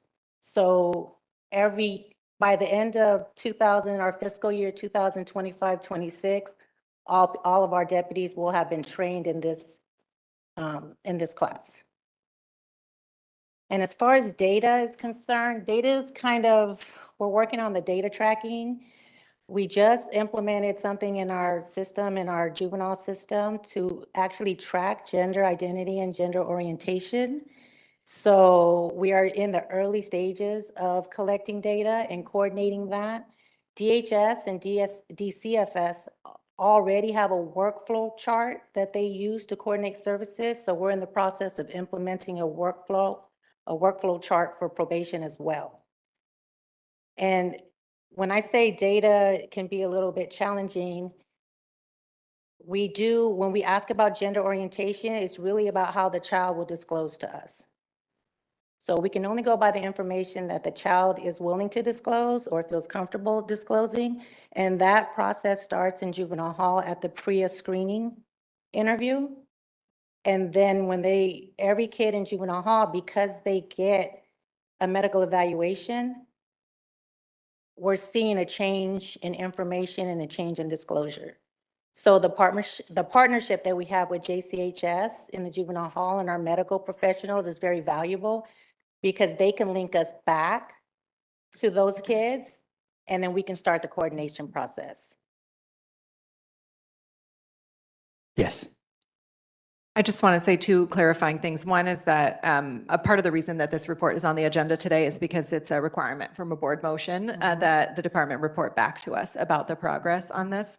And also that I was very pleased to see who the department told us was coming to present today because they're folks that we have worked with on these issues previously. And so while I'm very thankful that the board is requiring this kind of constant feedback loop, it is also something that I think the commission feels comfortable with, the commission staff feel comfortable with. If we have questions that we can reach out to the staff who are in charge of this about receiving answers to those questions. So feel free to ask all the questions that you might have here, understanding that context. And if you want further information, we can certainly obtain it outside of this meeting to be able to either put it back on a further agenda or just get you directly information about these topics, which are of obviously extreme importance. Thank you. Commissioners, questions, concerns, comments? Commissioner Harris? I do have questions, particularly around the intake process and the level of training and the staffing. But I will take the path that that our executive director suggested and just maybe let staff reach out and we can. I think we should, I think we should talk about this at a commission meeting sometime again soon. But I appreciate that you all are open and in great communication with staff. So I'll do that. But I do have questions. But it's 1:03. Thank you. Any other questions, comments? Don't let the time. We have until 6 o'clock. Hey, written or live public comment? No written public comment. Is there anybody who'd like to make live public comment or any commenters online? Use the little raise your hand function. Okay, seeing none. Well, thank you. Thank you. You. Okay, now we'll move on to agenda item number 8 is for matters not posted on the agenda to discuss or to place a future meeting agenda for action. Commissioners, do you have any announcements or items you would like to place on a future agenda? Commissioner Meredith? Yeah, I just want to point out, I did a surprise inspection out at Barry J a couple weekends ago after there was some personnel change. But I did sit down and talk to some of the SYTF adults and youth about the programming or lack thereof. So on behalf of the 5th District and the rest of this county, I'm glad to see there were some leadership changes out there, but we got to make sure that we're dealing with the programming out there and getting it back online. Thank you. Commissioner Terry, followed by Commissioner Canales.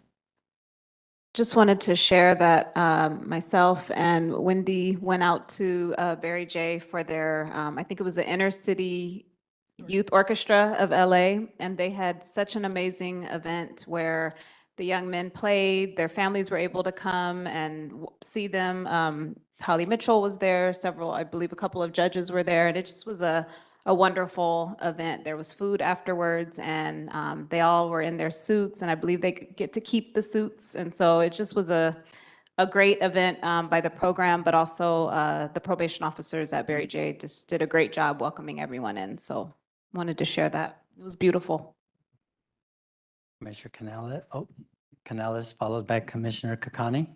Thank you. I just wanted to share, we're going to have, well, Director Villar is going to have a Christmas event, and Wendy put a call out for toys, and we have that back table filled. I think that's really exciting for the camp youth. And then Director Nubel's also going to have a Christmas event at Barry J on December 18th that I'm looking forward to. And yeah, the holiday events. Thank you. Right. Commissioner Thank you to the directors that go the extra mile for the holidays. I was just going to ask that a future agenda item be focused on following up on the visitation policy that the probation department, with the support of OICR, is working on, hopefully to be released at some point in January, and that we do have a follow-up related to the intake process, kind of what these numbers actually mean, and if there is kind of additional follow-up on the further development of the LA detention screener. Thank you, Commissioner Ship. Can I just comment quickly on the visitation? In addition to agreeing to about it being a future agenda item, Sarah and I have talked at length about the need for commissioners and staff to continue to observe visitation when possible. I think that trust and verify model is a very good one for this commission, and that parents have definitely reiterated that the days that we are out there doing observation and visitation make a difference. So we've talked about how we can figure out some kind of a schedule to get folks to come out and do an observation and visitation, maybe even just once a year. There are a lot of us, so that could have a big impact. Commissioner Ship. For a future agenda item, can we do a long-term vision type of agenda item where the chief just gives us where he wants to go in maybe 3 years or 5 years, and not like a global plan or a redeployment plan, but a real long-term vision that not just us, but the staff can look at as well? Sounds like you're going to be busy, Commissioner Canales. Anybody else? Well, I'd like to thank Commissioner Canales and Commissioner Terry for helping with the wonderful food out there for everybody and the decorations, and wish everybody here a happy holiday season. So with that, do we have? General public. Do we? For this one? All right.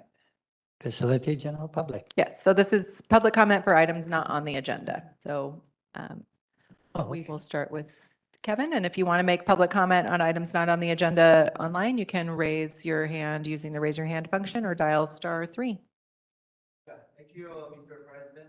I just want to continue on my comments on the earlier item that I have been to City of Downey.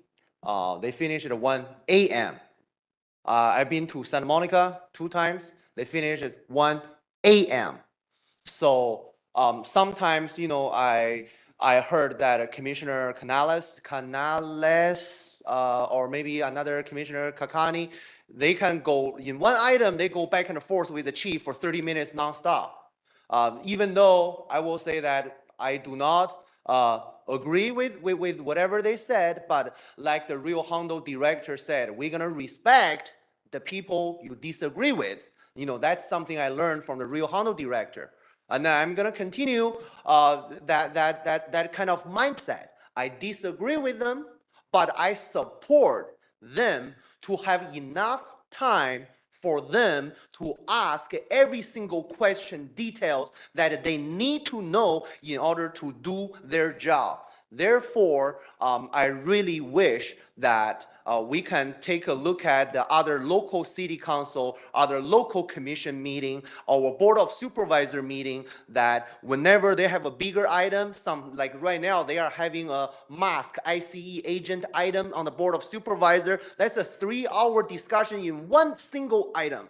So that's the importance of discussion. Maybe I disagree with all of you, but I will continue to encourage you and support you to ask those tough questions, because that's the only way for you to do your job correctly, properly, that's the only way you can make a real impact for the, why I don't have my timer, I have no idea how many minutes I have. So 15 seconds. that's the, all right, thank you very much, Merry Christmas.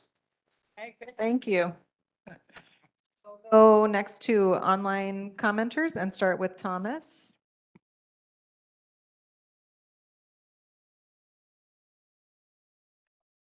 Hello, sorry I had to leave. I'm thinking a agenda item that we could, since we talked about it a little bit, why don't we put an agenda item where we look into why people are not passing background or passing the investigation part of our application process? Because Mr. Murdoch, it was actually 8,000, not 1,000 people that applied. That's a lot of people that apply. And to say that, oh, all those people weren't qualified, let's look into why. You know, I never said there was a hold on the hiring process. There's not.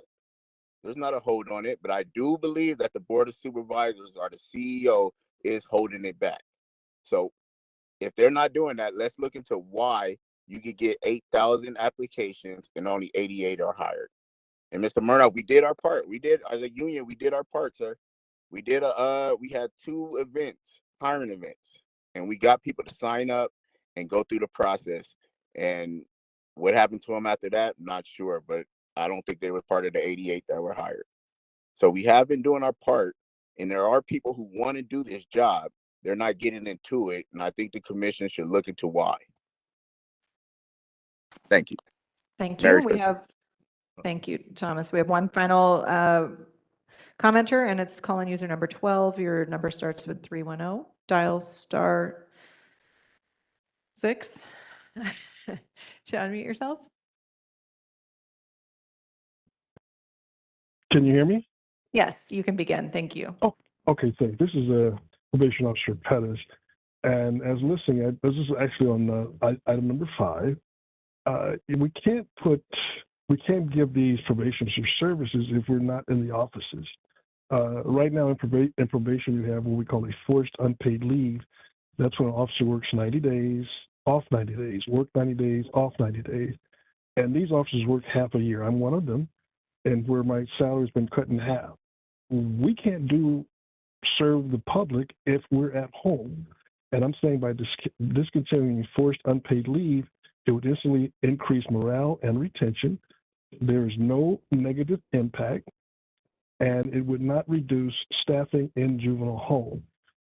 Solution I'm projecting is discontinue forced unpaid leave. Probationers can receive much needed services like mental health, housing, employment, medical, domestic violence, substance abuse, and under the housing category, just basic needs of food. The field officers need to be servicing their clients instead of being off for half a year. And we went through Deanna Carlisle, and she was saying that there's no county policy and there's no probation directive, and we're still asking why are we even still off? It would be a win-win-win situation to bring these officers back, because I'm looking at the Adult Field Services Bureau numbers, and they're saying that, you know, for South Central, you have DPOs in Office 3 to handle almost 1,100 clients. That's just not a way to go, especially when you have officers at home that can do their job to serve the public and also to take care of the probationers. Thanks so much. Happy holidays. Thank you. Hey, item number 10. Thank you all for joining us and sharing your comments. As a quick reminder, be sure to follow us on social media and subscribe to our YouTube channel at lacountyplc. To receive reminders about our upcoming meetings, visit our website at plc.lacounty.gov to subscribe to our email listing. It is now 1:15. May I have a motion to adjourn today's meeting? Commissioner Connie motions to adjourn. May I have a second? Commissioner Meredith? Please unmute yourselves and vote with the voice vote. Aye. Meeting adjourned.